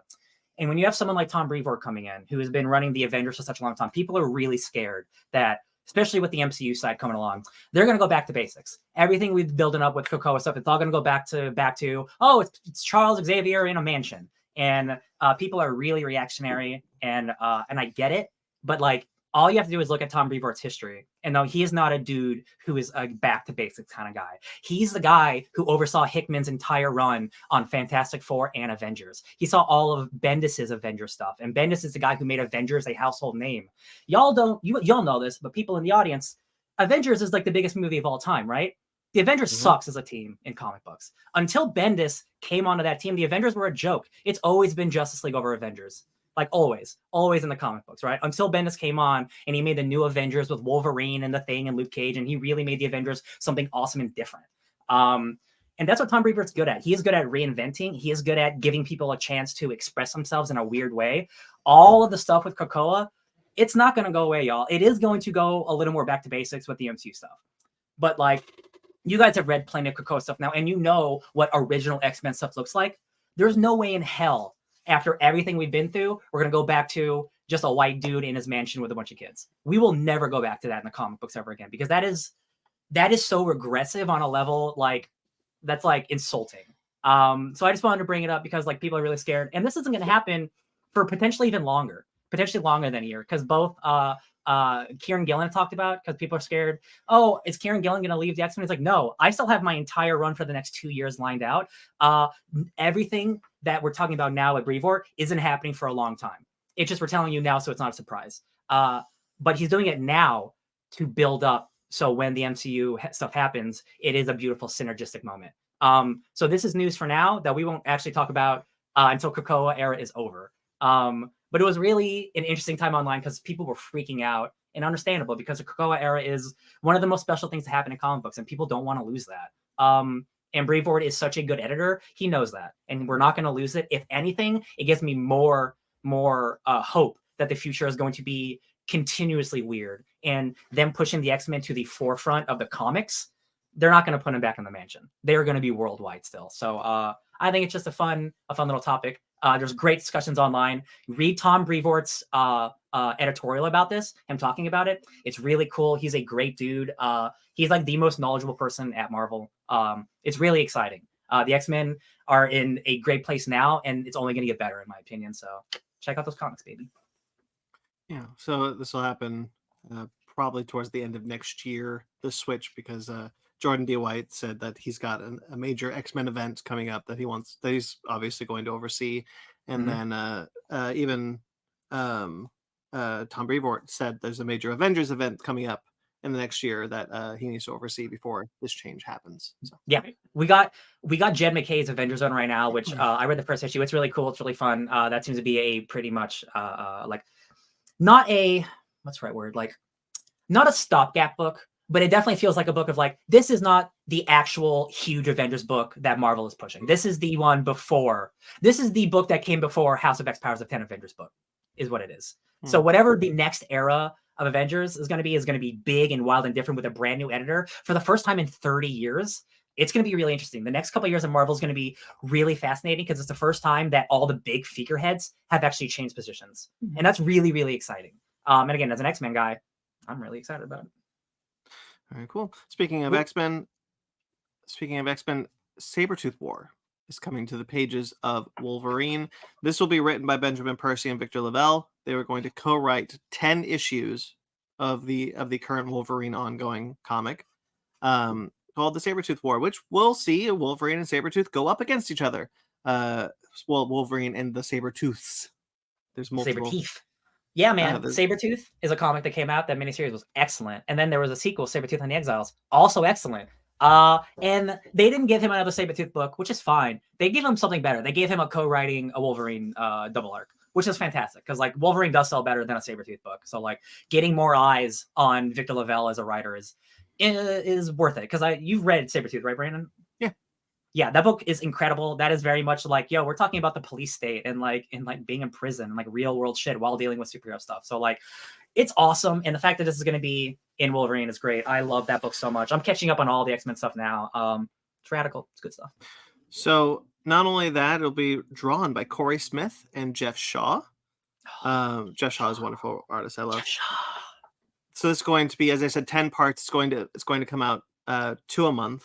So 5 months. So over 5 months.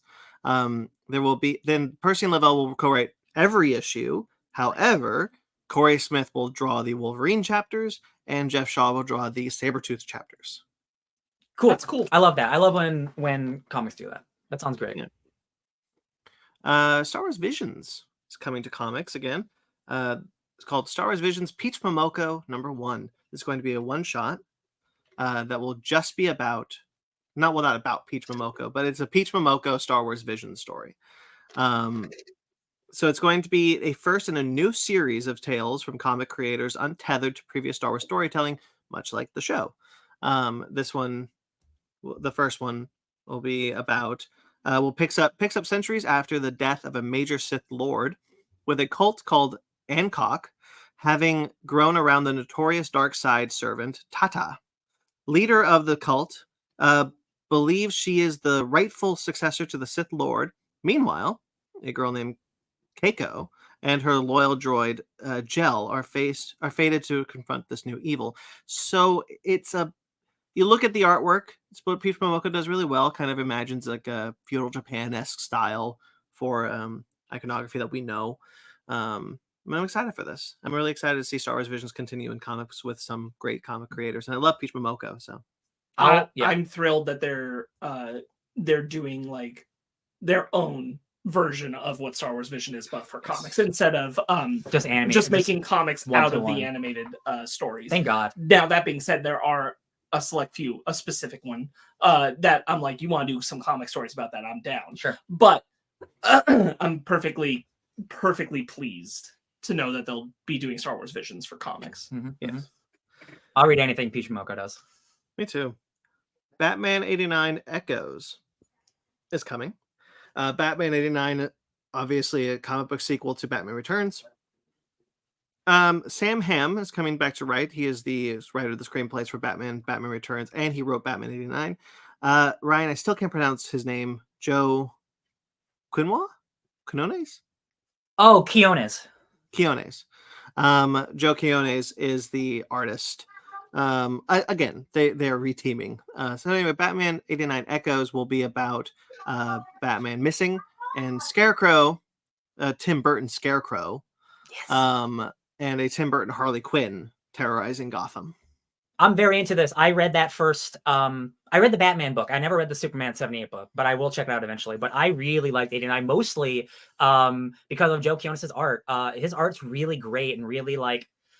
He has a really distinct digital art style that I really like. He worked on Howard the Duck. That's probably actually know him from most. But he's done a bunch of other stuff. But that's really fun. And like Two-Face was in there, Billy Williams Two-Face. So like I love like as long as the art was good, like I'll continue to read this universe. Like, you know, it's fun. Seeing all the 89 characters. You know, I love Michelle Pfeiffer is my Catwoman. So like it's all fun. Seeing a new Scarecrow, I'm into it. You know, I'm into it. The idea of introducing a Tim Burton-esque Scarecrow has me interested.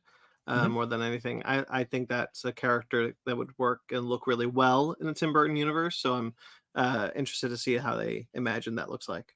Yeah, the concept art looks pretty interesting too. Superman 78 is also getting a sequel. Oh, I didn't write the title of this one. I missed it. Superman 78 sequel. It's something. This will be written by Robert Venditti once again, this time joined by Gavin Guidry. So this is the only thing we know about because apparently they want to keep the villain, like the new villain they're introducing, under wraps, although it's most likely Mentallo. This sequel deals with the revelation that another relic of Krypton crash landed in the Soviet Union, fueling the rise of a powerful new enemy for Christopher Reeve's Man of Steel. Brainiac. The concept art... the cover art looks like it could be like the Soviet Union has found kryptonite, like this is kryptonite, and is going to put it in Metallo. Sure. Obviously, Brainiac is an option there too.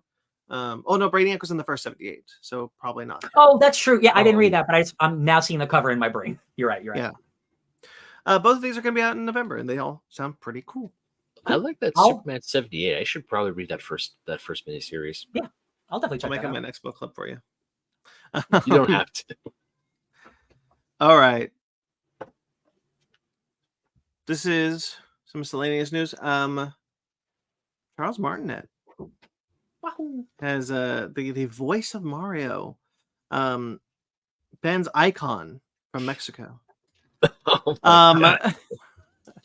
Charles Martinet is stepping down from the role of Mario. He is apparently not voicing the character in Super Mario Wonder, the upcoming Mario game.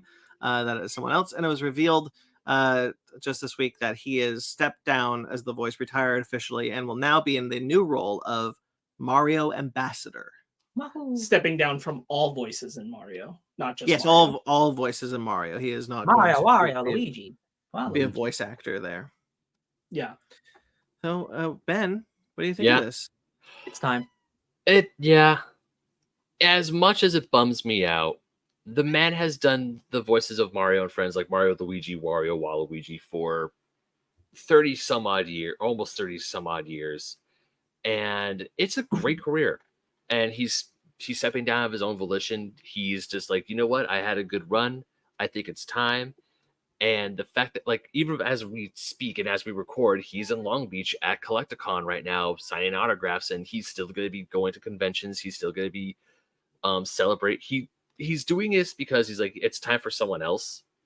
And it is a bit of a bummer because we're so used to hearing his voice as Mario ever since so many kids plucked in Super Mario 64 and then 64 way back in 1996. But it's a hell of a great career, and there's so many other Mario games where his voice is prevalent that we can play and still revisit that wonder. You know the first one? You know his first game?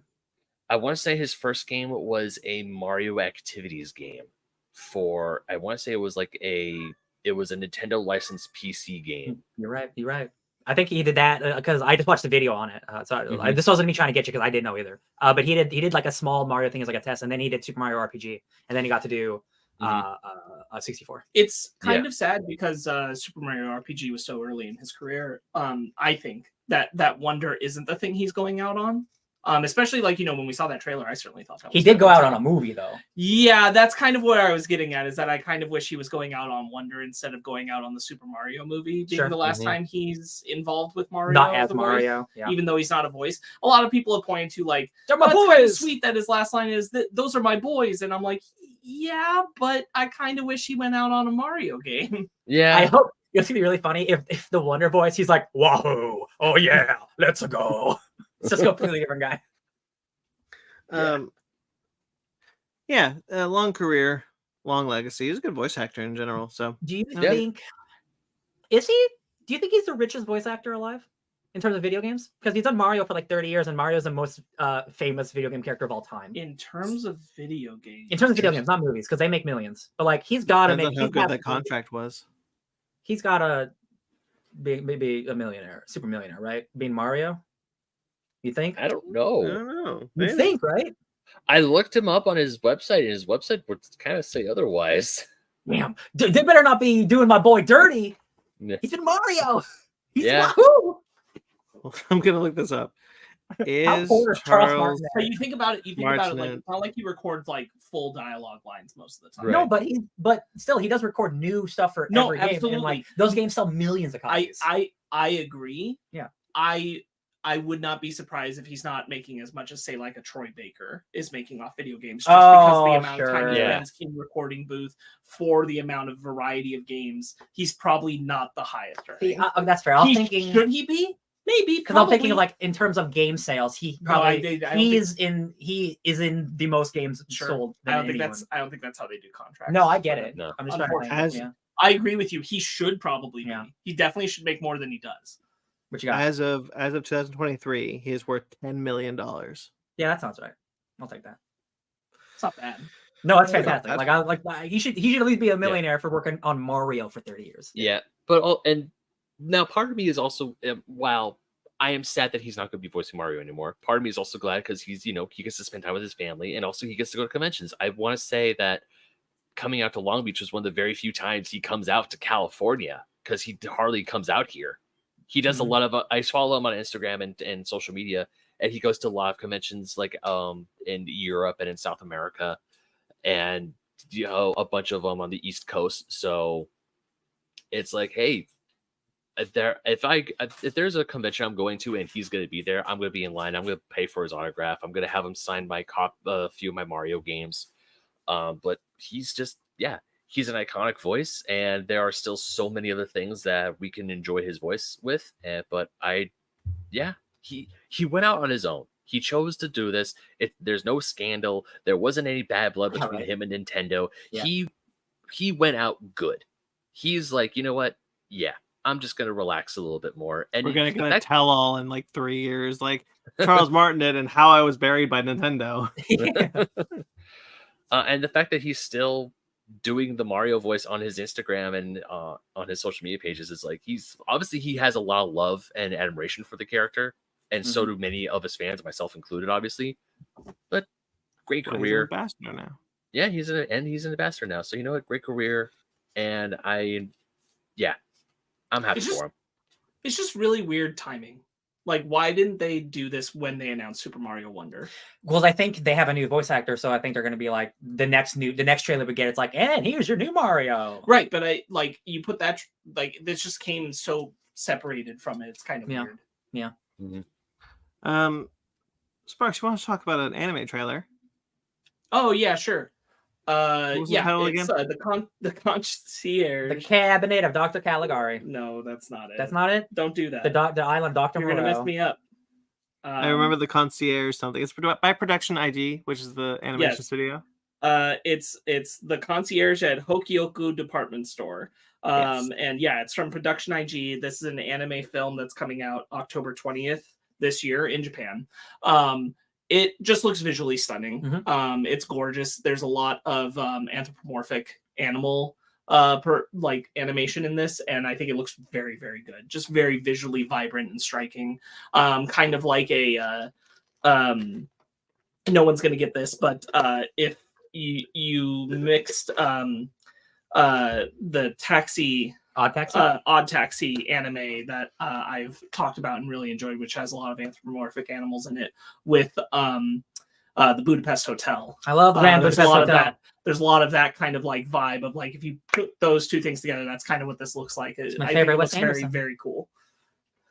Yeah, I thought it looked really, really visually striking. I didn't really know what was going on, and it was weird that there's real people and anthropomorphic animals for a minute, but it looks really, really interesting when it's available here. I do want to check it out. Yeah. All right, Gamescom 2023 happened this week. Games. Do you guys want to take over, or do you want me to do it? Sure. Bump. Let me pull it up. Ben, you got the list up, right? Yeah, I got it, and I definitely want. Ben, why don't you start, since it's about the most nostalgic bitch thing we could possibly have in the news? Yeah, it is. Oh God! So Atari came there. Atari came out and they announced that they are making a brand new console. It's not a brand new console as in something to compete with the PS5, the Xbox Series X, or Nintendo Switch. No. They are essentially remaking their most famous console of all time, the Atari 2600, but they're calling it the Atari 2600 Plus. Now, what makes this a little bit different from like the older ones, obviously, is that this console is able to play your current 2600 games and also the Atari 7800 games. I'll get into that in a minute. I know it's confusing. Don't worry, we'll get there.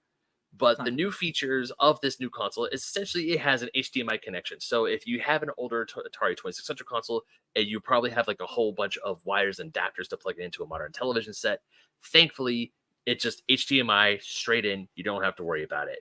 It's 80% size the original, so kind of think of the mini consoles that we got for the NES, Super Nintendo, and Sega Genesis.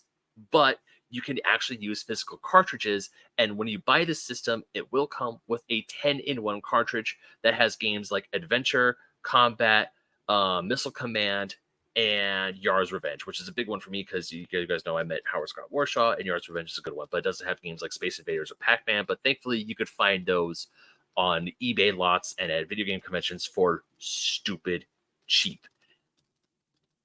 Also, it's going to come out with a price tag of $130, which no, I'm cool. Me too. Me too. Everything up until that point, I was in it. And I'm like, you know what? If they're selling this for like $40-$60, yeah, I'll pick this up. How is this more expensive than the NES, the PlayStation? How? No. That's crazy, dude.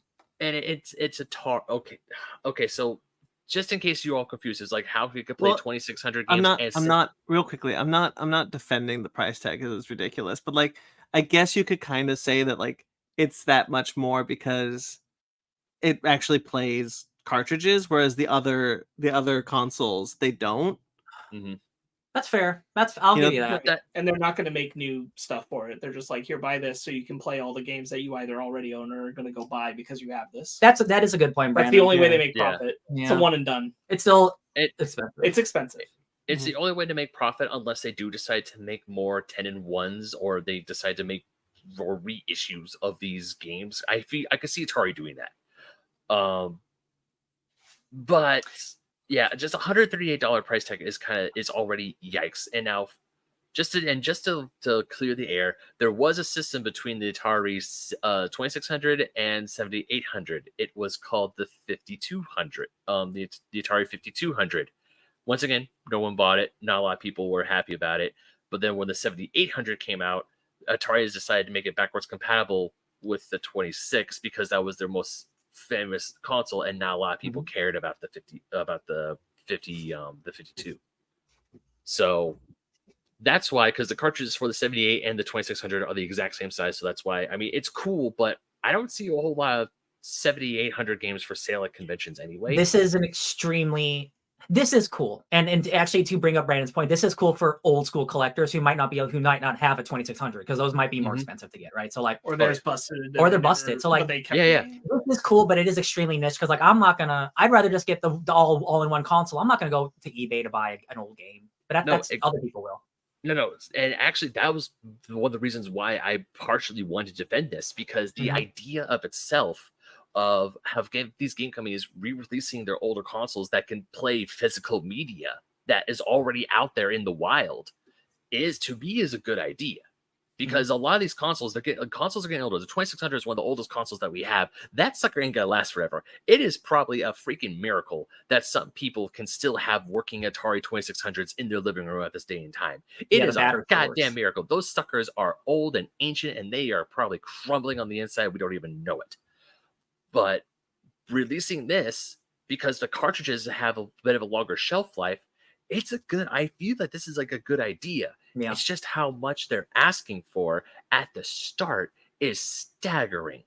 It is, and once again, this is a very niche market. As much as I am interested in this because I love video game history, and I recognize Atari, and I do have a few Atari games that I do want to plug in and play.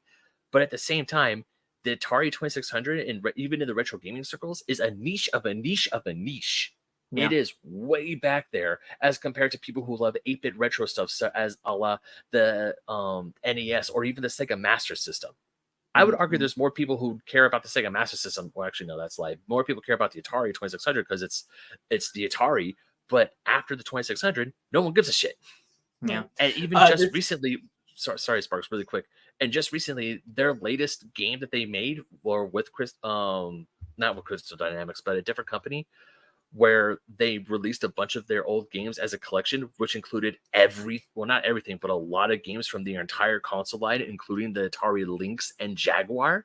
That's really cool. Oh, that museum game. Yeah, the Atari 50. The Atari 50th anniversary game. I'm going to get that instead.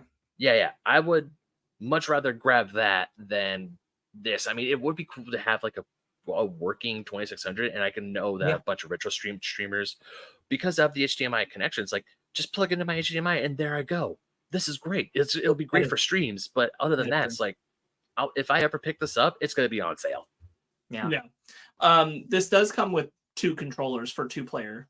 Nope, right? 1. Jesus Christ. Comes with 1 controller. A second one is sold separately.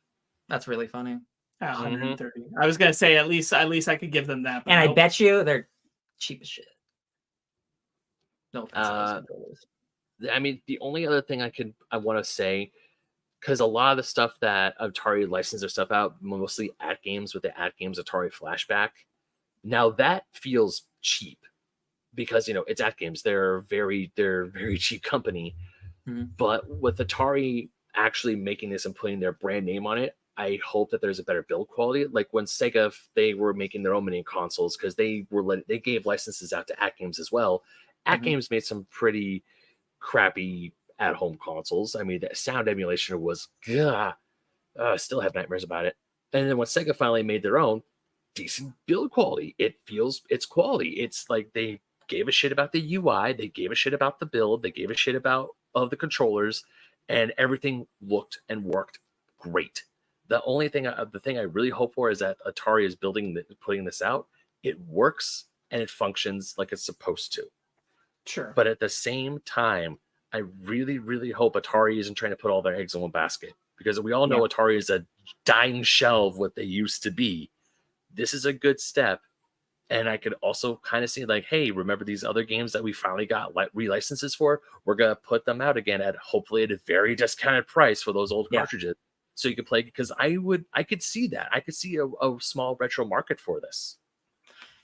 But that opening price point is just like, This definitely, because of the cartridge factor that you can play original games, this feels like the best version of the past 10 years, I feel like the last 10 years, I have seen like a million different versions of this, or the Intellivision or the ColecoVision. Like this is something like, hey, it's the old box new again. I feel like we've talked about this so many times, but this one's where it's like, yeah, it's a box and you can play the old stuff on it. Like this one seems like the best offering, but like it is a steep incline to buy into first. And then you have to go to eBay to buy games, and it's like that's a rabbit hole you want to go down once you buy that thing. So like just make sure you want to go down that rabbit hole. And let's just be honest, like just to the average consumer, Ben, not specifically to you, but like games you really gotta want to play. Listen, no 20-year-old wants to play Adventure. I promise you. I promise you. Look, I can appreciate Atari games for their history, but I am not gonna come home from work at night thinking, man, I can't wait to play Space Invaders on my 2600. No. Yeah. Just I mean, no. Tears of the Kingdom is right here next to Jedi Survivor, Final Fantasy 16, and Miles Morales. Don't even say that last one. That one doesn't exist. Once again, I feel like the idea is good. It's just that my biggest complaint is the opening price point. But I will say, because there are Atari flashback compilations out there for the PlayStation, and of course we have the Atari 50 that has a bunch of games from their entire lineup of consoles. This will give you, if you're craving that true authentic experience with the Atari joystick, then this is the way to go. Yeah, right. Other than that, I'm just like, this is a cool nostalgia trap. I like the idea. Part of me kind of hopes that wants other companies to do this, so that way they can, because we all know that there's games out there, there's resellers there's conventions where there's so many games out being sold for all these sort of consoles. Freaking sense. And it makes sense. It's like, hey, here's something that works in the 21st century. You can hook it up to a television set. We format it. It's a good idea. It's just the opening, the price for admission is just too high. Well, Ben, it sounds really great for when you retire at 90 and you're ready to crack into that ancient backlog. Yeah. Shall we go on to the rest of the Gamescom trailers? Yeah, let's do it. Ben, why don't you take us into the next one, since it's our boy. Our boy. Not your boy, our boy. It is our boy, Sonic Superstars. They had a multiplayer trailer released, and I'm still really excited for this game, guys. Some robots. I did not expect customizable metal characters. That's pretty cool. That's cool. That is pretty freaking rad, if you ask me. This reminds me of when the Mario games started adding multiplayer, and it's really chaotic, and like you can kill your friends and stuff, and like you just be floating around in a bubble. I wonder if it's gonna have like that type of chaos where it's a little more controlled. Honestly, I personally love chaos. Honestly, chaos everyone. Like, I'm pretty sure I mentioned this before, but when I would play Sonic 3 on my PC, I would play with my little brother, because you could play as Tails. And even on Sonic 2, you plug in a second controller, the second person can control Tails. They don't die, you don't lose lives. It's essentially, they're cannon fodder. They're just there to help you get rings and also to give the little brother something to do. I think that they're going to have a little bit of that in this in the same screen multiplayer, but maybe with a little more like, you got to pay attention. As in, okay, you have someone who's like the main character, but the player 2 is like, no, you still have lives. You still have to like do your stuff. There's a score for you too. It's not just, I'm just tagging along and having fun. It's the only thing that I'm partially worried about is like, because Sonic is primarily obviously like a single player game, and like you go fast and you're trying to go across the screen pretty fast. If you have 4 people and one person's trying to go fast off screen, are you just like not gonna be able to go forward? You have to all progress at the same speed the entire time, because that seems like it would slow down the game entirely. It would. It would. I think that's just not going to be part of the structure, to be honest with you. It's going to be more like a Mario game? I think it's going to be, Yeah. Because in games like Sonic 2 or Sonic 3, when Sonic would just be like running off screen and player 2 was just back, they would just be left behind. And then a few seconds later, they would just like Tails would just like fly back down. It's like, okay, I'm rejoining you now. Mm-hmm. So I don't know if they're going to do that with the player 1, player 2, or even we still don't know, because the trailer we saw was just very like, look how many people can play on screen at one time, which is good. And also that multiplayer, like Spark said, the making your own avatars as metal characters is like Mario Kart. Awesome. I am all for that. Or alternatively, it's a race. you have the 4 screens and you're following your character and you are racing. I didn't to be the even first to consider finish the that. There level. might be there could be co-op and competitive Yeah. multiplayer. I didn't even consider that, Sparks. That's actually brilliant. 10 out of 10 game. Yeah, because hell yeah, That I makes want sense. that. It's a Sonic race. That actually is brilliant. I didn't even consider it. Yeah. Watch it not be in the game. Oh, Ryan, don't do this to me. Sorry. All right. Next up, Marvel Snap. The new cinematic trailer created by the Line Animation to celebrate the launch of the game on PC. Ryan plays hell of a lot more Marvel Snap than I do. Sparks, do you play Marvel Snap? Yep, Sparks plays Marvel Snap. Brand, do you play Marvel Brandon, Snap? did you at least watch this trailer? Did indeed. Okay, cool. I watched this trailer 4 times. It's incredible, and they've done every season gets like a new animated trailer where people are fighting and they're changing realities, changing art styles. This is exceptional. There's not really any like Marvel Snap is now on PC. Like it was already on PC. Now it's just optimized better. People didn't realize that it's been on PC since launch. But now it looks good, which is really helpful for streaming, which I might do. It's just a beautiful animation. It's like, wow, Marvel Animation can do this. Why aren't we doing this all the time? By a company called The Line Animation. I highly recommend you guys check out their portfolio. They've done some really cool stuff, and even stuff for Marvel. They've worked with Marvel before. I think Marvel Snap specifically. This is incredible. Like, divorced from Marvel Snap, which is not a game I play. This is an incredible little proof of concept, awesome little thing with great animation, different styles of animation, different styles of animated characters. Great, a great Squirrel Girl transformation sequence that's just so cool. Slade, freaking Ghost Rider Super Saiyan, like it's cool. The thing that is so impressive about this trailer is it's not just a beautifully animated piece from Marvel. It's also fully representative of the game.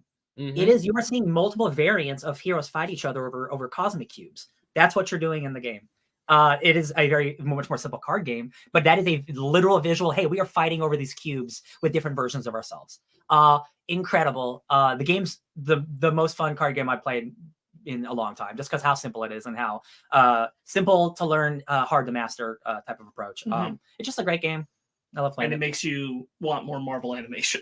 100%. Like I'm like, this pissed me off. Like, why? Like, can we get like an animated show that looks like this? Hell yeah! It kind of reminds me of like when some of the Smash Brothers reveal trailers, especially for Ultimate, how they would like introduce a few characters, or even before Ultimate in for Wii U and 3DS, like there was a full-on anime style fight scene between Link and Dark Pit. And it was a Smash Bros. Trailer, and everyone was screaming to the heavens, like, how come we don't have a Smash Bros. Anime like this? This is amazing.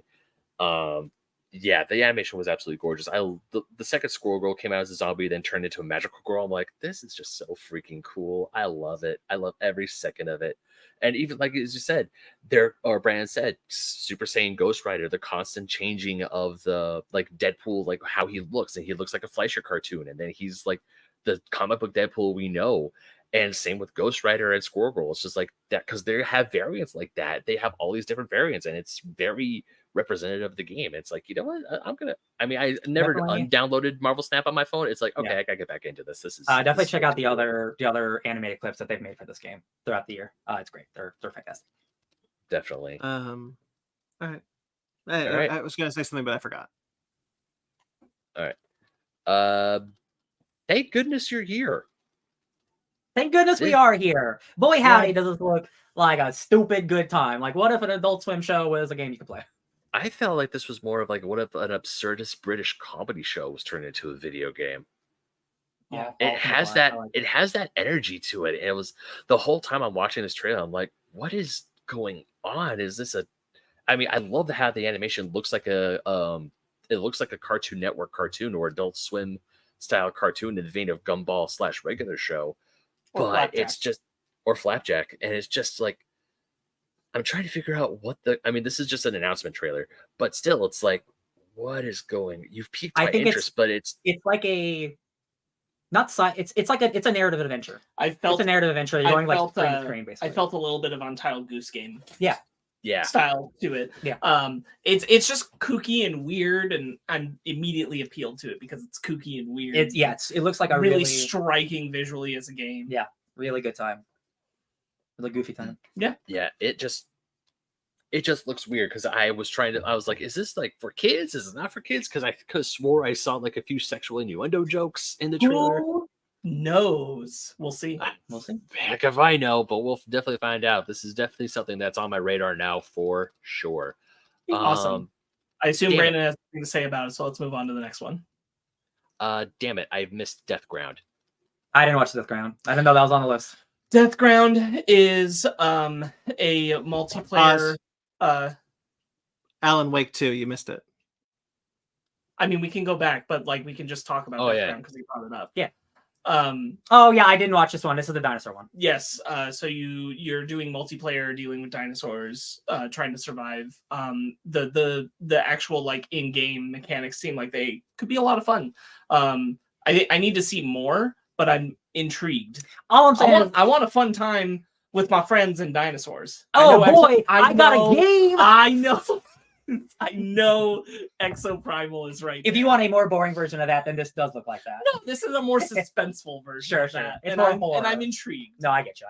Yeah. I do want a suspenseful dinosaur game. And I want one that works. And this might be it. We'll see. I feel you. I hope so. Yeah, hopefully. Brandon, thoughts on this one? I was just going to reiterate what you said. Okay. Suspenseful dinosaur game. We're here for it. Yeah. Hopefully it's good. Okay, Alan Wake 2. Yeah, Alan Wake 2. So I saw the trailer. I had to rewatch it again, or I had to look it up and make sure I watched the right trailer because on our thing it said gameplay trailer. I'm like, this was like a minute and a half. Did I watch the right one? And it turns out I did watch the right one. And also, did they put live action elements in there, or did games just get that good?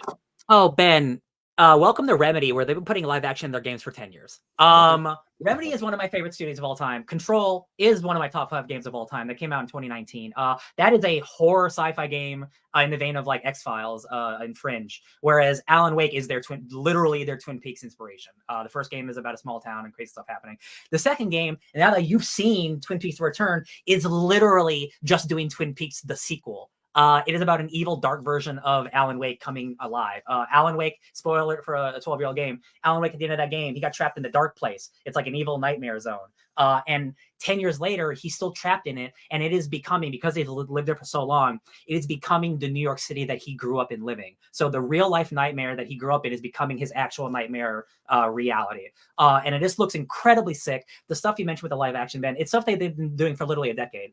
There was a Xbox One game called Quantum Break, starring Aidan Gillen, Littlefinger from Game of Thrones, and Sean Astin, Iceman. And that is a game where there was literally a 6-hour TV show in between the chapters of the game you played. And when you did stuff in the game, it changed the directive of the TV show. Not a good game. One of Remedy's worst games. Great idea. Wait, it's a TV show in the middle of the gameplay. You watch a 30-minute TV show when you play the game in the middle of it. I got caught off guard because you said Sean Astin and then Iceman. Oh, Sean Ashmore. There we go. Oh, thank you. I was like, me. I needed that's why we're all here. I was like, wait a minute, but Sean Astin is Samwise. Yeah, that's why you gotta. Yeah, that's why we're all there. We don't know this stuff. Yeah. All right. Well, now that we're all here. Yeah. Sean Ashmore. Yeah, that's a Quantum Break's not a game anyone cares about. They've been doing Control specifically has the scariest, coolest live action stuff where you'll be walking down a hallway and then a projection behind you projects live action footage in front of you as you're walking down a hallway. It's incredibly moody, incredibly spooky, incredibly atmospheric, and this looks like one of the spookiest games I've ever played. I'm going to play in my entire life. Because Alan Wake 1, they don't consider it a horror game, and that game is effing terrifying. So when they actually make a horror game, it looks like this. And Ben, I think you think this trailer looks probably a little spooky, right? A little spooky? Yeah, just a little bit. Yeah. Alan Wake, them incorporating real life footage of the actual actor who plays Alan Wake, the voice actor, and he looks like Alan Wake, so they can do the live action directly into gameplay, directly into live action, and we have the technology to make it seamless, is insane. And no studio is trying to like bend reality in games the way that Remedy is doing. It's just insane. It looks so cool. And we're at a point in video games where lighting is so important, specifically in like horror games. Ben, you're playing Dead Space right now, so you know how good lighting is right now. I'm just so excited. The entire point of Alan Wake is to shoot people with flashlights, the demons, before you can kill them, because that's their shield. And it looks exceptional. It looks so scary. It looks so good. Alan Wake is not one of their most popular games, but it is a cult classic, one of the most biggest cult classics in modern video game history. And they got to make a huge budgeted sequel that's also in the Control universe. It's a dream come true. this is really like a lot of people's most anticipated game because it looks unreal. Like it looks really, really exceptional. Oh, it was made on Unreal? It was, I don't know. Ooh. I don't know what engine those babies are using. Yeah, Alan Wake's great. Ben, you'll play an hour of it. You'll get a sense of it. Yep. So what I'm hearing is the Basement Arcade Spooktober. He's definitely playing Alan Wake 1 for at least an hour. At least. Yeah. Ryan. Me again. Oh boy. Web of Weird. Weird. I learned today it's not the Web of Weird. It's the Web of Word. Web of It's the Web of Word. Word. Yep, it's the Web of Word. That makes sense. Yeah, it's Gaelic pronunciations and whatnot. Yeah, this is now that we know what this game is, this is a considerably smaller game than anticipated. It's a roguelike. So like it is a procedurally generated dungeon crawler. So you're going to be going from zone to zone, killing different bad guys, armoring up, getting new stuff. And if you die, you'll restart. So like it is a indie game. But it looks really fun. Like this is a $20, $30 game. I'm totally into it. Lance Reddick, rest in peace. He is Hellboy. It's got a great art style. It's doing a lot of original stuff, but also incorporating stuff from the comics. It just looks like a great time. I'm totally here for it. Yep. Yeah, the art style alone looks absolutely amazing. And I'm just, for a while, I was like, did they say the right thing? Because I was still pronouncing it weird, but it is Word. So I'm like, okay. Well, it makes sense because it's Worm, right? WYRM is Worm. Yep. Right. It's just when they put Y's. By the way, I know you singled out Ryan about this one, but this is all of us. Like we're all excited for this one. This one looks really great. I love the art style. I really love Lance Reddick's voice for Hellboy. Mm-hmm. Yeah, I'm stoked for this one. Hell yeah. Yeah. And finally, I know a game that we're all super excited for. Mortal Kombat 1 Rulers of Outworld trailer. We're all here. We're all here together now. We all are here, and I'm so happy about it. We've been getting a trailer basically every single week, or almost every single week for Mortal Kombat, and every one has been a banger.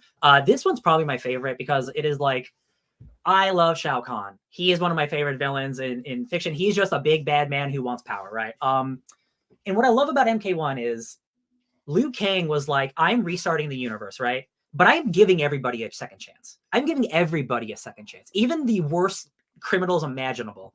And that's a really nice thing for him to do.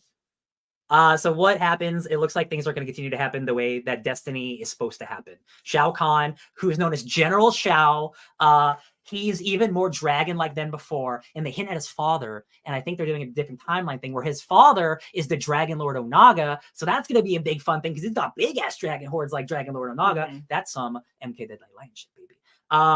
Sindel is here. She's the ruler of Outworld. She has some type of alliance with Shao Kahn, but they're not together yet. So I'm wondering if Sindel will be a good force or a bad force or a neutral force because like she's just a bad lady. It's so fascinating, man. I'm so excited for the story. Like again, we're all now caught up. What's the most exciting now that we've seen all of these trailers, all these characters? What is like the most exciting thing for you guys jumping into this new universe? I have a question. Yes. About this trailer. And if it's in the DLC that we haven't played, don't answer it. Okay. Katana, there hasn't really been a sense in these trailers that Katana and Liu Kang, like Katana. We need to play the DLC. Kang. Okay, that's what yeah, I was absolutely. I will say, as much as I love MK11, the DLC feels it is critically important. And I just don't think they had it finished in time, so they had to make it DLC. But it is the true ending of MK11. So like, there's a lot of stuff we haven't seen yet that that should have been in that game. That's why I was curious because we get a little bit of Katana in this game, and obviously we in this trailer we got her in the trailer with where we meet Melina also. Yes. So I was, and where Katana ends, where we're currently at with Mortal Kombat 11, which is the end of the base game. I was just confused if something happened in between that we hadn't seen or we have seen, but now I know. DLC. Yeah. There's a little more between them. Yeah. This looks really awesome. I love this, especially now coming off of 11. Like I'm super stoked for this. I really love little Raiden. When he's just like Raiden, the champion of Earthrealm is this dweeby looking Raiden dude. I think that's really funny. Like Shao Kahn's like, you guys keep getting smaller every year. Like it's him and Kung Lao. They're friends in this, not Liu Kang and Kung Lao. I think that's really cool. I love the stuff with General Shao. That's really cool. Also, yeah, I'm really stoked for this. I'm excited because it looks like they're going harder on the idea of creating lore and story than they ever have for a single game before. Yeah. And wanting to like really give you a sense of this feels even more than like the 10 where we got the combat kits and we were further in the future and everything. Like we really want to give you something that is new and foundational, and even if not all elements will stay permanent and the same, like this is kind of going to be a new template of things going forward. Yeah. And I feel like there's a lot of commitment to that, and a lot of commitment in a lot of different ways for different characters that they want to do that. And if I had a wish list item, it's that I don't need him to be a playable character. I just want to know he's there. I want to see General Kodal also around. I don't want to give you bad news, but we pretty much have confirmed the cast for everybody and the cameos, and he might be a small cameo. He literally can just be referenced in the scene. I think he will. Like he just appears that way. Yeah. I just want to know he's here. Yes. And around, and we can get him again. I can almost guarantee you there will be a moment between General Shao and General Code. I think that can happen. That's what I want. Yeah. Like he doesn't need to be anything more than that. I want to see him for a brief moment just to know like we're gonna get you back. I love we're you on gonna the get you Kodal in another train. game. Yeah. The Kodal train. Kodal's one of my favorites. I really love that NetherRealm and Mortal Kombat like are doing this idea of Mortal Kombat 1 coming off of this previous game and doing like, because like Mortal Kombat 9 is like, okay, well, how do we reboot? What is this reboot going to look like? So they did that and they followed that story thread to its to where it could lead, and they had diverging interest, and then they followed that all the way through. And then they're like, okay, what if we do it harder? What if we do a much harder reset? What's that going to look like? And I like, again, that they're following through with this thread of like, okay, well, if Liu Kang had to reset the universe, what would that look like? Who would he want to be like, hey, I want to, like we saw Raiden at the end of Mortal Kombat 11 where we're at, and he looks like Raiden, but he just have his powers anymore. Okay, well, what does it look like when Liu Kang decides to give what is Raiden's reward in this new timeline? Whose lives are changed, whose lives are the same, who gets the second chance? Because we talked about it in Mortal Kombat 11. This for what our discussion, spoilers for our discussion, I guess. But like the Mortal Kombat universe, as Sparks observed, it feels like evil is always meant to win. Like if Earthrealm won a tournament, won the 10th tournament, but Outworld just came anyway. So like it doesn't. So like no matter what they do, they're constantly fighting against this idea that evil is always meant to win. Okay, so what does it look like when the chosen one resets that timeline to its very beginning? Yes, I think that's really interesting. This is absolutely the thing I'm the most fascinated about, because despite this being a reboot, there are characters who have prior knowledge of the previous universe and stuff, right? Like Liu Kang. And apparently maybe other characters too. There's been, because this is Gamescom, there's been more than this trailer that's come out. There's all been a lot more about this, like about the adventure mode, all the different cameos, all the different costumes, other characters. Kronika is in the game, so we know the villain from the last game is in this game in some capacity, and that makes me really excited. A lot of people weren't excited because like, no, leave Kronika behind, but I'm like, you know, man, if I was the leader of the universe and I got deposed, I'd be mad about it probably, right? So like, I don't mind that the person who ruled the universe is coming back to get mad about it. I understand that feels like maybe rehashing old stuff because they're trying to do new stuff, but also this is an entire game about reusing old stuff in new ways. So like, I don't mind using Kronika again in some capacity. I'm so curious. The tagline is it's in our blood. And Brandon, the whole thing about it always feels like the villains are always on like the outreach. They're always winning. Like Liu Kang gave everybody a clean slate, but people still turned out bad no matter what. That is so fascinating to me. Like destiny. It is destiny for Shao Kahn to be an asshole. It is destiny for Shang Tsung to want to eat your soul. Melina, we talked about with the Tarkatan. Does it with the Tarkatan strain turn into a disease? Almost like maybe Liu Kang was like, okay, in this timeline there won't be Tarkatans, but because the timeline demands it, it created this Tarkatan disease, which infected Melina to create this idea that Melina is always destined to have the Baraka mouth. It feels almost like a balance of the force thing where like we have to have a lot of shitty things happen for our heroes to triumph. It's like the opposite. Like evil prevails, but we need our heroes to show up every once in a while. So the opposite. It's really cool. It's, you know, we talked about with the Star Trek episode of Strange New Worlds, with this idea that time always tries to set itself, to write itself. This idea that, you know, in Mortal Kombat 11, like Chronica's like the timeline was never supposed to turn out this way. That's like that's how she gets everyone kind of on her side. And this idea that like even if the timeline starts this way, and we even saw it in like the who's the Sandman dude? Geras. In Mortal Kombat, Geras. Geras even says mapping a timeline is difficult, isn't it, Liu Kang? Like he's taunting Liu Kang because this is much harder than Liu Kang had anticipated it would be, because seemingly perhaps the timeline is trying to right itself. Like that is just the nature of time, that there are certain things that you can't change. A river, you can't change the direction of a certain river, right? Absolutely. That's why I'm so interested mostly in Scorpion and Sub-Zero. Now they're actually brothers. And what does that do for the dynamic of all of them and the other brother who ends up dying and becoming Noob Saibot? That's so all the robot stuff. Like I'm so curious how it all, again, Destiny finds a way. And I'm just curious, like, does NetherRealm feel like this is a universe where things have to happen a certain way? Like, is history going to repeat itself, or are they like they can get away from it? And I'm really curious where they see with this new universe. Well, even in Mortal Kombat 9, when they try to be like, okay, the second Sub-Zero becomes Smoke, right? Noob Saibot. Mm-hmm. Yeah. The second Sub-Zero becomes this robot. We cannot let that happen. So by trying to prevent it, the first Sub-Zero becomes Noob Saibot. Yeah. So this idea that the timeline is always trying to pull itself into a certain direction, no matter how much I'm so curious to know how they handle it.